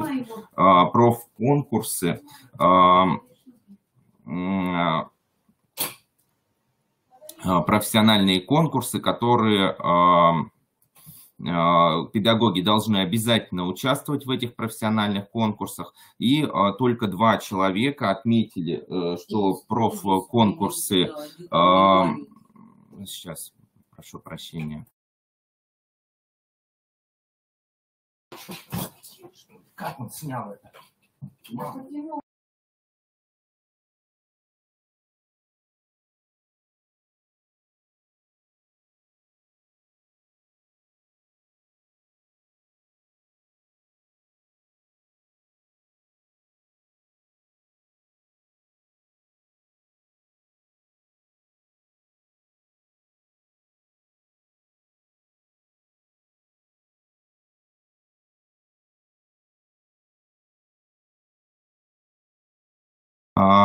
Значит,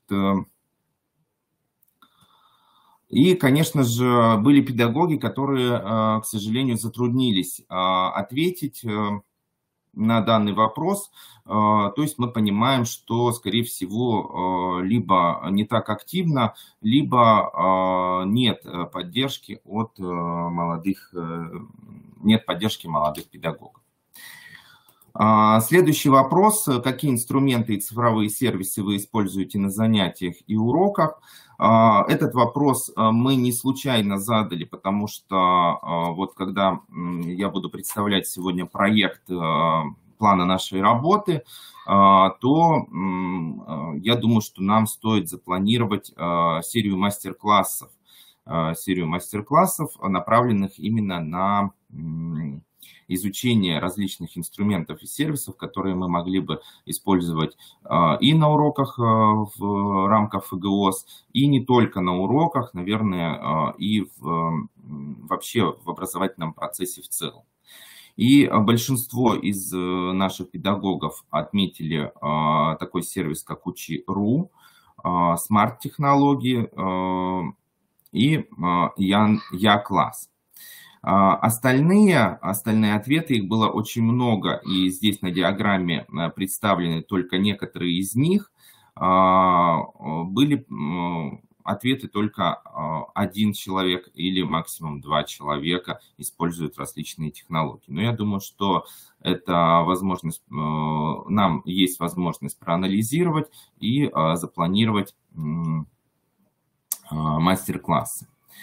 Ну и еще был один вопрос,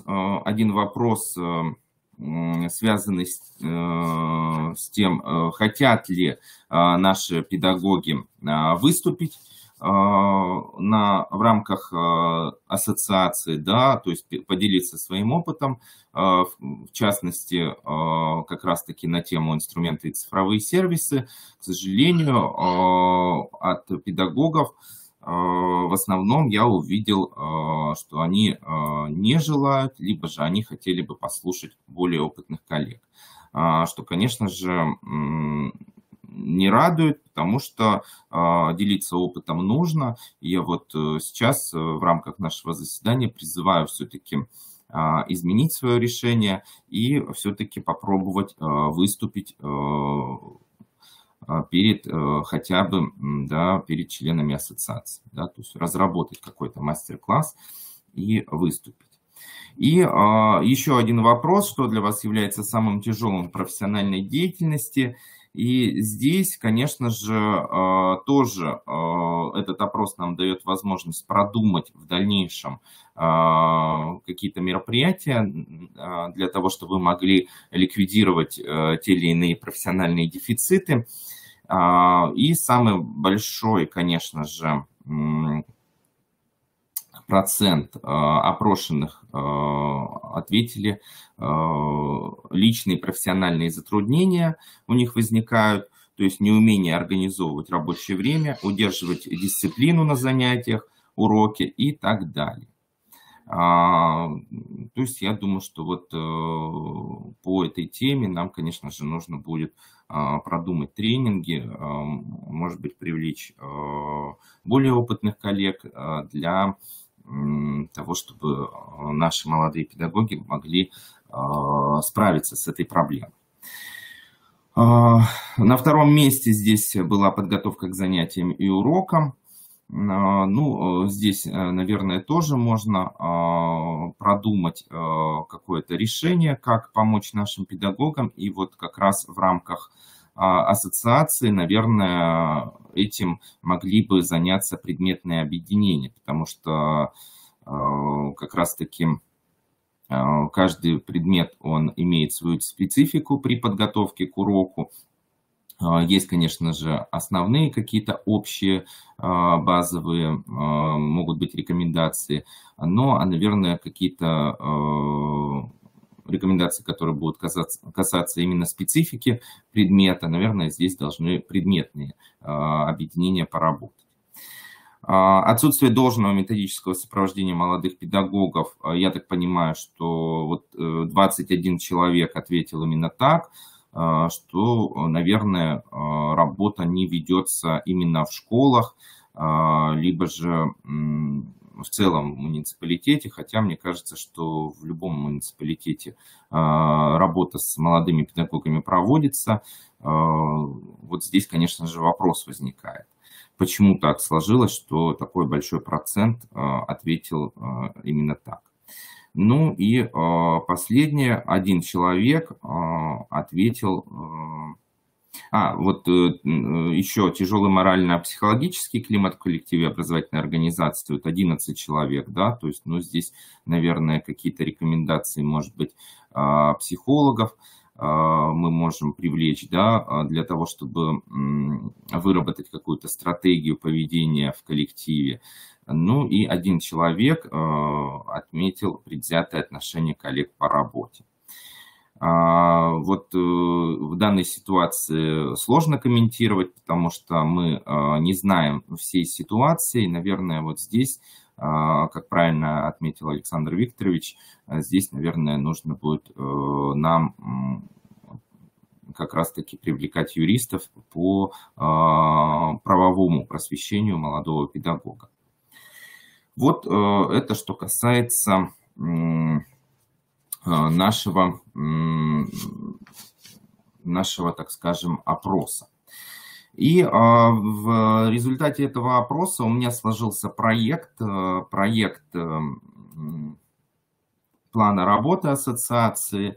В данном случае я выношу его на обсуждение, да, нашей ассоциации. Я думаю, что с определенными поправками, и Александр Викторович, я думаю, что-то поправит здесь, с определенными поправками и предложениями наших коллег мы можем этот проект утвердить. Но пока в данном случае вот у меня такой примерный план получился до декабря месяца, то есть до конца календарного года мне удалось расписать. И вот как раз-таки серия мастер-классов «Цифровые сервисы и инструменты», организация урока по ФГОС. Одно из мероприятий, я думаю, что его можно уже запустить было бы в апреле-мае, в зависимости от того, как будут готовы наши коллеги продемонстрировать свой опыт. Ну и обсуждение, подготовка проекта. Я думаю, что обсуждение у нас сегодня уже состоится. Подготовка проекта, письма в адрес Министерства образования по процедуре аттестации молодых педагогов. Какие-то предложения мы сможем сформулировать. И я думаю, что до конца учебного года нам нужно этот вопрос решить и направить в Министерство данное письмо. Вот дальше, апрель-сентябрь, тут у меня прописан конкурс «Учитель года», «Воспитатель года» и «Классный». Здесь я не имею в виду участие, да, наших педагогов. Все-таки я имею в виду региональный этап в данном случае. И, наверное, с Институтом развития образования можно будет нам как-то продумать этот вопрос, чтобы наши коллеги, может быть, в формате онлайн-трансляции, либо потом в записи, смогли познакомиться с мастер-классами, может быть, даже с уроками, чтобы могли перенять опыт у опытных коллег и у конкурсантов, да, тоже молодых конкурсантов, которые приняли решение участвовать в конкурсе, потому что я думаю, что все наши коллеги, которые сегодня заявились и на предыдущем заседании заявились в нашу ассоциацию, это потенциальные участники будущих конкурсов, может быть, по муниципальному уровню, а в дальнейшем, может быть, кому-то и удастся выйти на региональный уровень. Июнь месяц, здесь, как уже было сказано Галиной Владимировной сегодня, уже активно идет подготовка к хакатону. Я думаю, что здесь участие членов ассоциации должно быть обязательным, да, вот определенную, наверное, группу мы должны будем создать, которая проучаствует обязательно в хакатоне молодых педагогов. На новый учебный год я здесь так прописал, но, может быть, что-то и поменяется. Вот как раз по процедуре аттестации, я думаю, что стоит, наверное, привлечь к нашей работе Светлану Анатольевну Ныркову. И, может быть, уже молодые коллеги, которые смогли аттестоваться, смогут поделиться опытом своим, как они это сделали, да, через какие трудности пришлось пройти при аттестации на первую и высшую квалификационную категорию. В октябре, я думаю, что состоится, по крайней мере, как мне известно, должен состояться образовательный форум Республики Коми «Образование государства, общества», где тоже наши молодые педагоги могли бы принять участие активное. Вот как раз таки мы не задали вопрос этот по поводу профсоюзов в наш опросник. Он пришел мне, этот опрос, в голову гораздо позже, уже когда шел активно опрос. И на данный момент нам непонятно, да, какой процент членов ассоциации состоит в профсоюзе. И буквально неделю назад прошел форум молодежных советов профсоюза Республики Коми. В Воркуте он проходил, я тоже активно участвовал как председатель первичной профсоюзной организации в своей школе. И я думаю, что мы должны здесь совместно с Михаилом Юрьевичем Ивановым и с молодыми профсоюзными лидерами осветить тему для тех педагогов, которые еще не приняли решение вступить в профсоюз.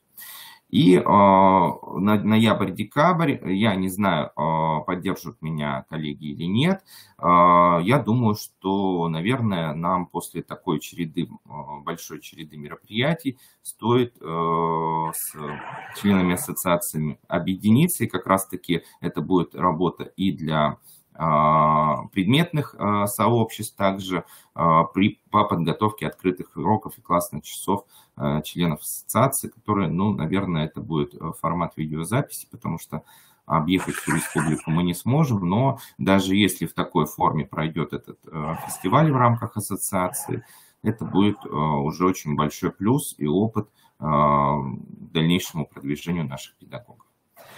Ну вот пока у меня все. Передаю слово Александру Викторовичу. Спасибо, Александр Сергеевич. Уважаемые участники заседания ассоциации, еще раз хочу подчеркнуть, что Александр Сергеевич представил проект, да, в данном случае, поэтому все те участники, которые зарегистрировались и на стратегическую сессию, и на заседание, по сути, да, этот файл мы обязательно вам направим на согласование, соответственно, предложений. Да. Я полагаю, что Александр Сергеевич в любом случае в контексте тех мероприятий, которые организованы в рамках реализации проекта «Молодые педагоги» институтом, как раз вот включил непосредственно вот эти вот, в данном случае, все событийные, так скажем, вот вещи и прочее. И сегодня мы еще в данном случае обсудим, да, в ближайший момент, вот что нас непосредственно ожидает, так скажем. Ну, во-первых, если говорить вот об апреле-мае, то я абсолютно вас поддерживаю в отношении серии мастер-классов и так далее. И у нас есть в данном случае вопрос по в данном случае использованию цифровых сервисов и инструментов. То есть в каком формате мы хотели бы провести это непосредственно в апреле уже 2021 года. Мы понимаем, что часть педагогов, лишь часть действительно согласна и готова непосредственно продемонстрировать свой опыт в использовании сервисов, цифровых инструментов и так далее, да, в своей профессиональной деятельности. Но нам бы хотелось, чтобы это не было мероприятием непосредственно КРИРО, то есть мы приглашаем специалиста, либо самостоятельно выступаем, а непосредственно, где принимают участие вот в этом интерактиве сами члены ассоциации, то есть все молодые педагоги нашей республики. Поэтому данное мероприятие будет иметь непосредственно статус республиканского. Да, это позволит в данном случае уже в ваше профессиональное портфолио представить как обобщение опыта на уровне республики в рамках взаимодействия и с ассоциацией, и в рамках реализации мероприятий, проекта и так далее. Я думаю, что для, так скажем, вашей профессиональной деятельности это будет такой оптимальный вариант. Ну и, конечно же, в настоящий момент мы будем собирать сейчас заявки как раз вот тех потенциальных спикеров, которые могут как раз и провести, так скажем, да, вот данную интерактивную сессию, которая запланирована у нас уже в последней, так скажем, декаде апреля. Если мы к этому времени у нас не получится, допустим, как-то организовать, да, нашу деятельность, то мы, может быть, частично перенесем вот эту дату уже на май, потому что там, конечно, это немножко сложно, связано это с праздниками, и с другими мероприятиями, и с оценочными процедурами и так далее, и так далее. Поэтому поддержу призыв Александра Сергеевича. Пожалуйста, включайтесь в мероприятие, и действительно вы получите рассылку, связанную не только с проектом, но еще и с теми предложениями, которые будут непосредственно сегодня сформулированы, о которых мы с вами будем говорить. Ну, поскольку я уже стал говорить о мероприятиях, я буквально еще несколько слов скажу как раз о них, чтобы затем уже логически перейти к другому, более сложному вопросу, связанному непосредственно с аттестацией молодых педагогов, с теми предложениями, которые были сформулированы, и, конечно же, для того, чтобы мы каким-то образом обсудили этот момент, так скажем, да, и у нас, кстати, зафиксировано как раз обсуждение проекта письма в адрес министерства и прочее, то есть, может быть, будет состоится встреча и с министром и так далее. В ближайшее время, буквально 9 апреля, у нас на базе института в онлайн-режиме будет проводиться конкурс, республиканский конкурс педагогического мастерства наставников и молодых педагогов. В настоящий момент, уважаемые члены ассоциации молодых педагогов и участники заседания, хочу сообщить, что заявились 28 человек, то есть 14 наставников и 14 молодых педагогов. Причем очный тур у нас будет разделен на две группы. Это группа, которая представляет в данном случае образовательные организации именно дошкольного вида, условно говоря, то есть дошкольное образовательное учреждение, дошкольные образовательные организации. А вторая группа – это будет, собственно, учителя.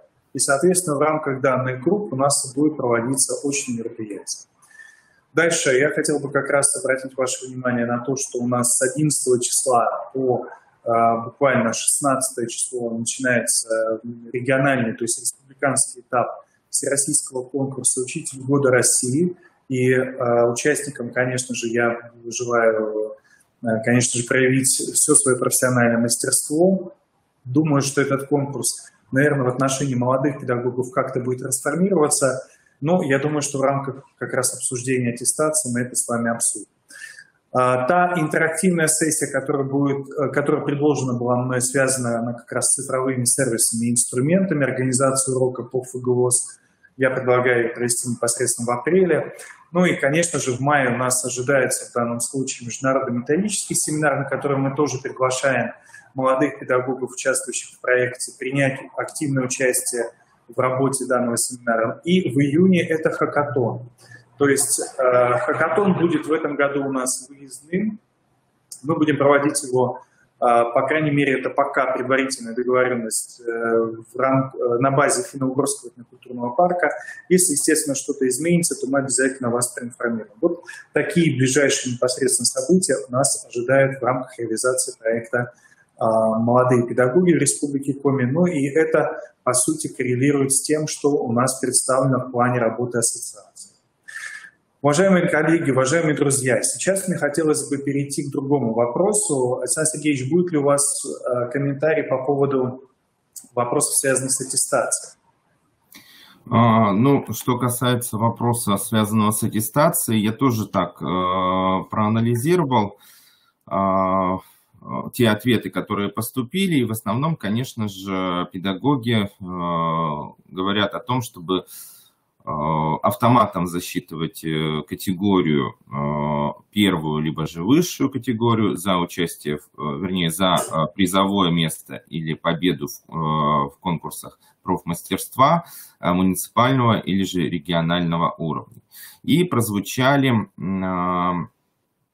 предложения увеличить количество бонусных баллов при аттестации. Это достаточно мягче, да, то есть я же думаю, что нам нужно продумать и вынести в адрес министерства. Понятно, что человек проучаствовал и стал призером, либо же даже победителем. Наверное, все равно какую-то аналитическую справку он должен будет представить, да, своей работы в качестве учителя, если он аттестовывается как учитель. И, наверное, может быть, даже не то чтобы бонусные баллы, может быть, какую-то часть портфолио мы могли вот таким образом заместить вот этим участием, вернее, победой, либо же призерством в конкурсе. Вот. Спасибо, Александр Сергеевич. Я просто расскажу, о чем, собственно, идет речь, если те, кто с нами сейчас работает, не совсем понимают, при чем здесь аттестация и так далее.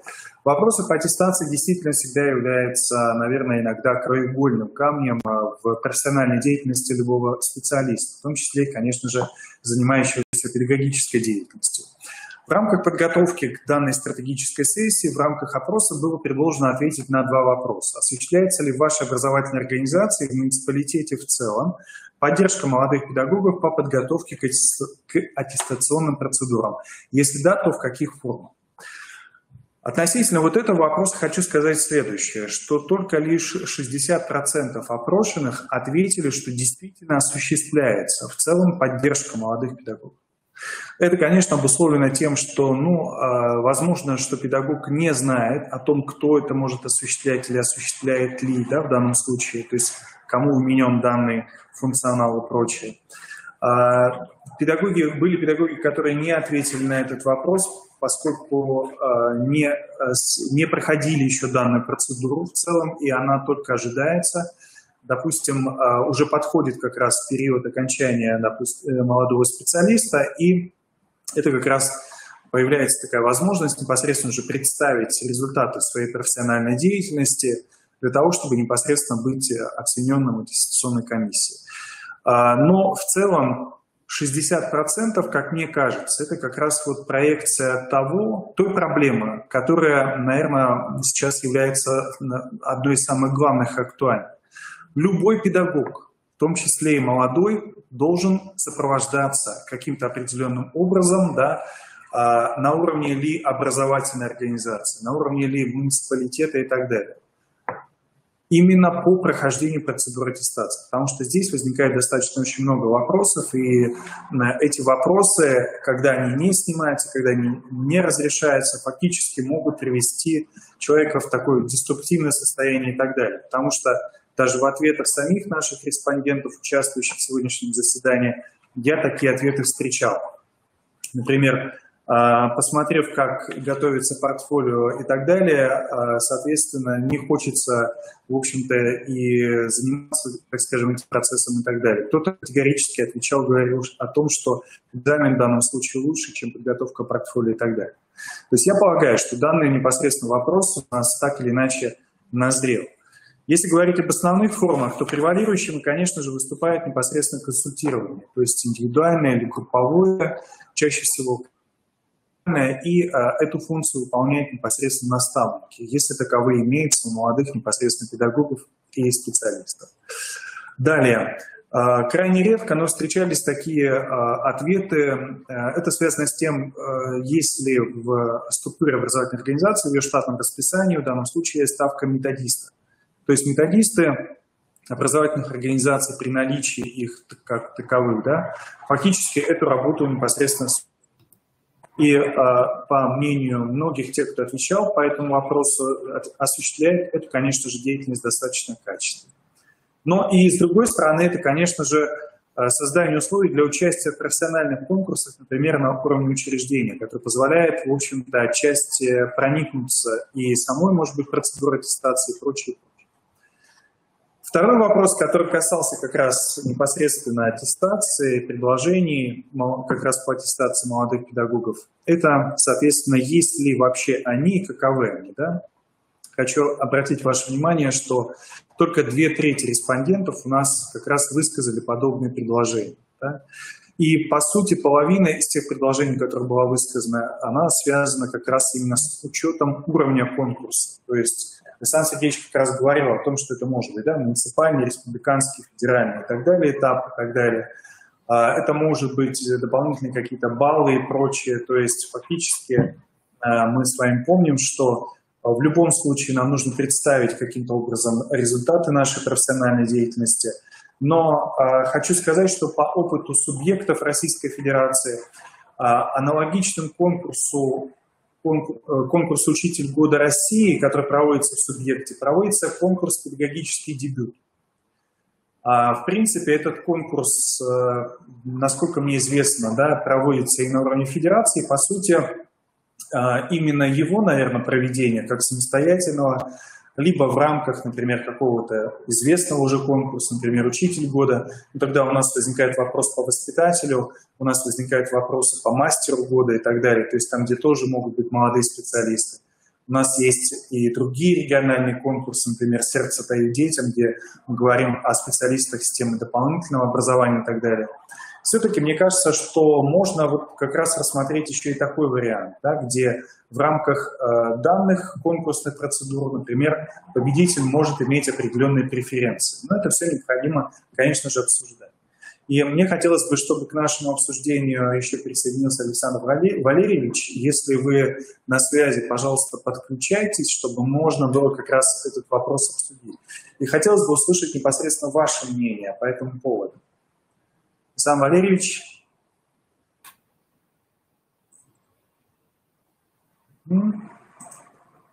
Попробуйте подключиться. Я пока отключусь. Александр Сергеевич, я тогда вам предоставляю слово, возможность продолжить. Александр Валерьевич к нам присоединяется.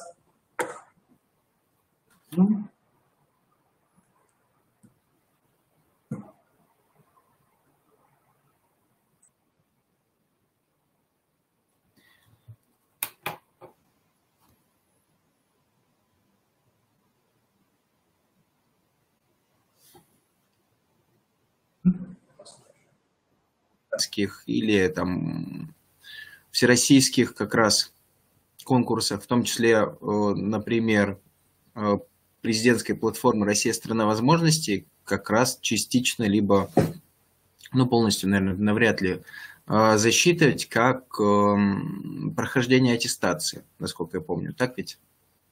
Теперь нам осталось понять, как бы это сделать по уму. Какие именно конкурсы принимать в расчет и насколько, так сказать, они будут влиять. Здесь Марина Анатольевна подсказывает нам, да, что не только важна победа или же призерство в конкурсе, да, но и трансляция опыта на республиканском либо федеральном уровне. Я думаю, что вот здесь вот как раз вот к вопросу о том, что педагог все-таки должен, да, предоставлять какую-то аналитическую справку своей деятельности, да, пускай это будет представленный опыт, пускай это будет, может быть, действительно нужно в любом случае оставить некоторые пункты, которые есть в портфолио, анализ там деятельности, например, да, может быть, урок, да, технологическую карту урока посмотреть. То есть, но какие-то моменты, может быть, даже и убрать. Да. Ну, мне просто кажется, что как раз вот написание вот этих технологических карт и прочего как раз и отпугивает участие наших молодых педагогов в аттестации. Я, конечно, поспрашиваю у ассоциации, конечно, молодых педагогов других субъектов, посмотрим, что они скажут, как у них эта система сформирована. Ну, мне кажется, отпугивает именно первый критерий молодых педагогов. Вот это анализ как раз-таки промежуточных аттестаций, большой там достаточно объем работы для анализа нужно сделать. И вот как раз-таки я думаю, что вот этот пункт, если говорить о каких-то преференциях для молодого педагога, который себя продемонстрировал уже, наверное, вот здесь можно убрать. А написать технологическую карту, я думаю, что тем более, если педагог проучаствовал в конкурсе республиканского, например, уровня, либо же муниципального уровня, у него в любом случае есть эта технологическая карта. Ну, в любом случае надо сделать какую-то золотую середину, иначе наша же цель все равно вывести наш педагогический опыт именно, чтобы нас и в России, и на республике достаточно часто слышали не только опытных педагогов. Вопрос в том, как замотивировать как раз молодых ребят участвовать. Насколько как раз будет котироваться, какие конкурсы и прочее, вот это надо подумать. Ну вот здесь, наверное, нужна градация, да, конкурсов по уровням и, наверное, по значимости. Понятно, что учитель года у нас всегда котируется, а вот такие правильно конкурсы, как отметил Александр Викторович, там, они не столь значимы оказываются, хотя педагог тоже тратит достаточно много времени и на подготовку, и показывает себя с разных сторон. Тот же конкурс «Классный-классный», например, да, он, конечно же, уровень совершенно другой конкурса, нежели учитель года, и конкурсных испытаний гораздо меньше, в несколько раз, да, но тоже этот конкурс дает себя показать. Может быть, как раз-таки, если там есть дополнительный критерий по классному руководству, может быть, как раз и засчитывать его уже после этого конкурса автоматом. Так вот в этом-то и речь, как бы, то есть человек потратил время, то есть ему, по идее, на написание, да, и подготовки портфолио тоже нужно тратить время. Нам нужно понять, где он больше всего, наверное, тратит времени, и как-то вот это и нивелировать. Тогда у нас и молодые педагоги будут, наверное, участвовать. Мне так кажется. Ну, это да. Я вот думаю, может быть, наши коллеги присоединятся к нам в чате хотя бы, либо же во вкладке. Ну да, да, согласен.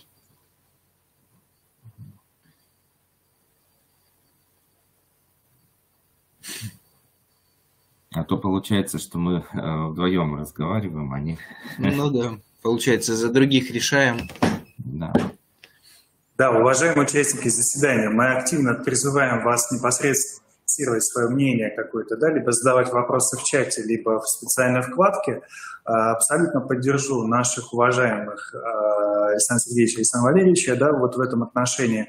Но смотрите, для того, чтобы, собственно, говорить о предложении, наверное, нам нужно, может быть, какой-то локальной, условно говоря, группой, да, может быть, где-то обсудить эти вопросы. То есть все, кому, собственно, интересно, да, вот непосредственно то предложение, которое мы сформулируем или вы сформулируете и так далее, да, в отношении аттестации, в отношении рассмотрения процедуры аттестации молодых педагогов. Как подчеркнул Александр Валерьевич и Александр Сергеевич, наверное, нужна все-таки какая-то определенная градация. Соглашусь именно с федеральными, потому что, ну, наверное, все-таки здесь важно понимать, что очное участие в них – это действительно колоссальный труд, напряжение и прочее, которое тоже может быть учтено, допустим, при организации аттестационных процедур молодых педагогов. И вот как раз та платформа «Россия – страна возможностей», вот непосредственно те конкурсы, которые там проводятся, могут непосредственно каким-то определенным образом учтены. Да? Может быть, какой-то перечень республиканских конкурсов, которые проводятся либо специально для молодых педагогов, либо, допустим, из того, что у нас уже проводится в настоящий момент для молодых педагогов. Например, в рамках нашего проекта, иных каких-то мероприятий и так далее. То есть вот эти вот вещи, конечно же, нужно обсуждать для того, чтобы мы не были просто, так скажем, голословно предложить, да, измените нам процедуру аттестации. У нас есть реальное предложение, которое может действительно и в отношении оценки деятельности педагога по его основным функциям, по образовательной деятельности и так далее, да, каким-то образом предложить, может быть, какой-то обновленный вариант. Спасибо, Елена, за ваше мнение. Вы согласны? Действительно, надо его экономить для подготовки. Но, с другой стороны, посмотрите, пожалуйста, так, ваше мнение, опять же, да, на подготовку уроков, отчетов на конкурс аттестации. А с другой стороны, наверное, давайте вспомним, как мы чаще всего готовимся к аттестации. Ну, по крайней мере, я расскажу о своем опыте. Я думаю, что у коллег он немножко другой, в данном случае более позитивный. Как правило, мы вспоминаем о ней уже к моменту, когда нам нужно проходить. И, соответственно, этот процесс не становится, условно говоря, так скажем, систематическим, системным и прочим.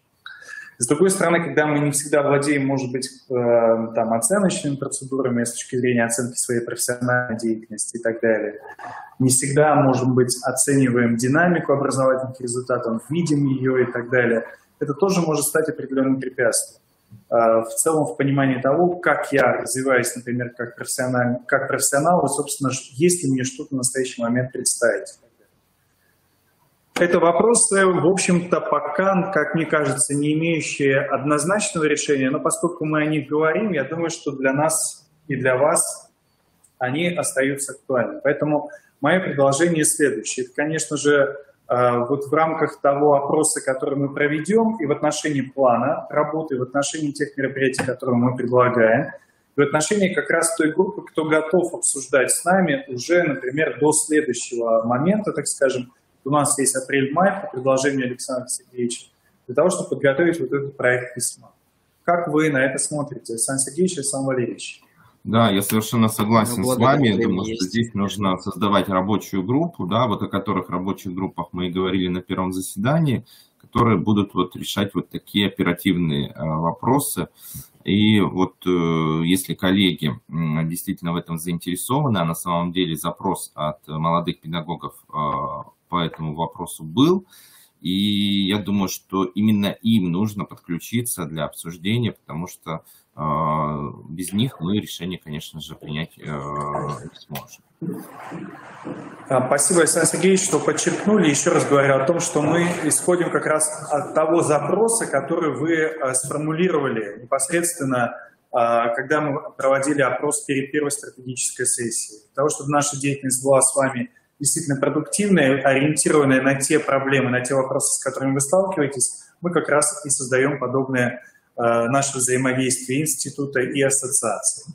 Уважаемые друзья, у вас есть возможность еще что-то прокомментировать в чате и так далее, но я пока немножко отвлекусь и хочу как раз представить Александра Валерьевича Кенежанинова, который, ну, как я полагаю, Александр Сергеевич после нашего сегодняшнего заседания станет уже вашим заместителем, непосредственно председателя ассоциации.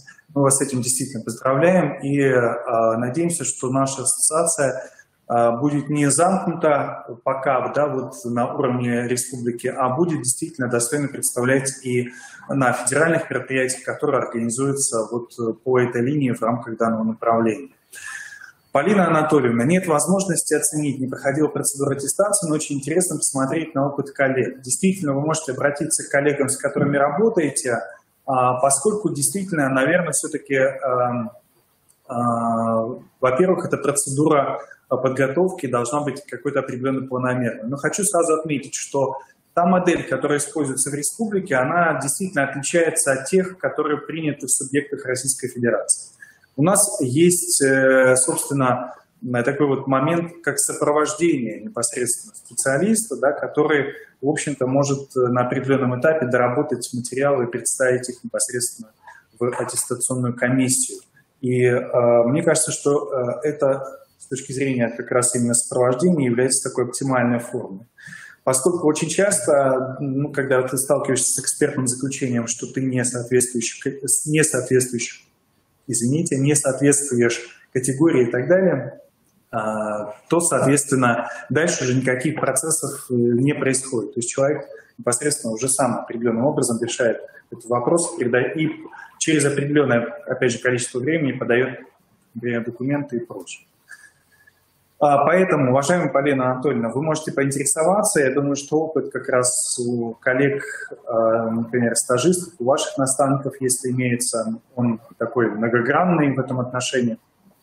Поэтому я предлагаю как раз организовать данную группу именно по аттестации. Но тогда, Александр Сергеевич, в свете других направлений, мы, может быть, предложим и другие группы одновременно для того, чтобы члены ассоциации могли включиться в их деятельность, например. Как вам кажется? Александр Валерьевич, как вам кажется? То есть не будет только пока одна локальная группа по аттестации. Давайте посмотрим, может быть, что еще, какие еще группы мы можем предложить образовать. Вопрос только, есть ли у наших молодых время? Они же достаточно все творческие и прочее. Возможно, как раз-таки не ограничиваться только хакатоном, а как раз креативную группу собрать, попробовать, не знаю, педфестиваль именно на какую-то определенную тему, там, тематику, то есть как-то это все нам разнообразить и одновременно ставить обучающую функцию и одновременно, чтобы как бы наши молодые педагоги могли отдохнуть головой и представить свой опыт в неформальной обстановке. Хорошо, тогда у меня предложение другую группу, например, собрать в отношении хакатона молодых педагогов, потому что видение, собственно, самих участников, наверное, более ценно, чем, например, там, видение наше, условно говоря, потому что, да, у нас есть определенный опыт, но я думаю, что его можно как-то и усовершенствовать и прочее. И, соответственно, если мы будем отвечать потребностям участников хакатона, это было бы интересно.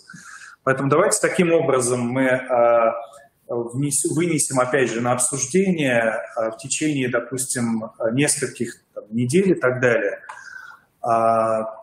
сегодняшнего представленного проекта, плана работы ассоциации, тех предложений, которые были сформулированы относительно вопросов, связанных с аттестацией, также по образованию определенных групп, да, в которые могут включиться молодые педагоги и проявить непосредственно себя уже вот с этой стороны. Ближайшее наше мероприятие, которое такое является объединяющим, наверное, всех, собственно, это хакатон. Еще раз напомню, что он будет проводиться в июне. Более конкретные даты мы уточним, потом обязательно вам сообщим. Ну и, конечно же, вот, мне кажется, эти вопросы пока на настоящий момент будут у нас актуальны.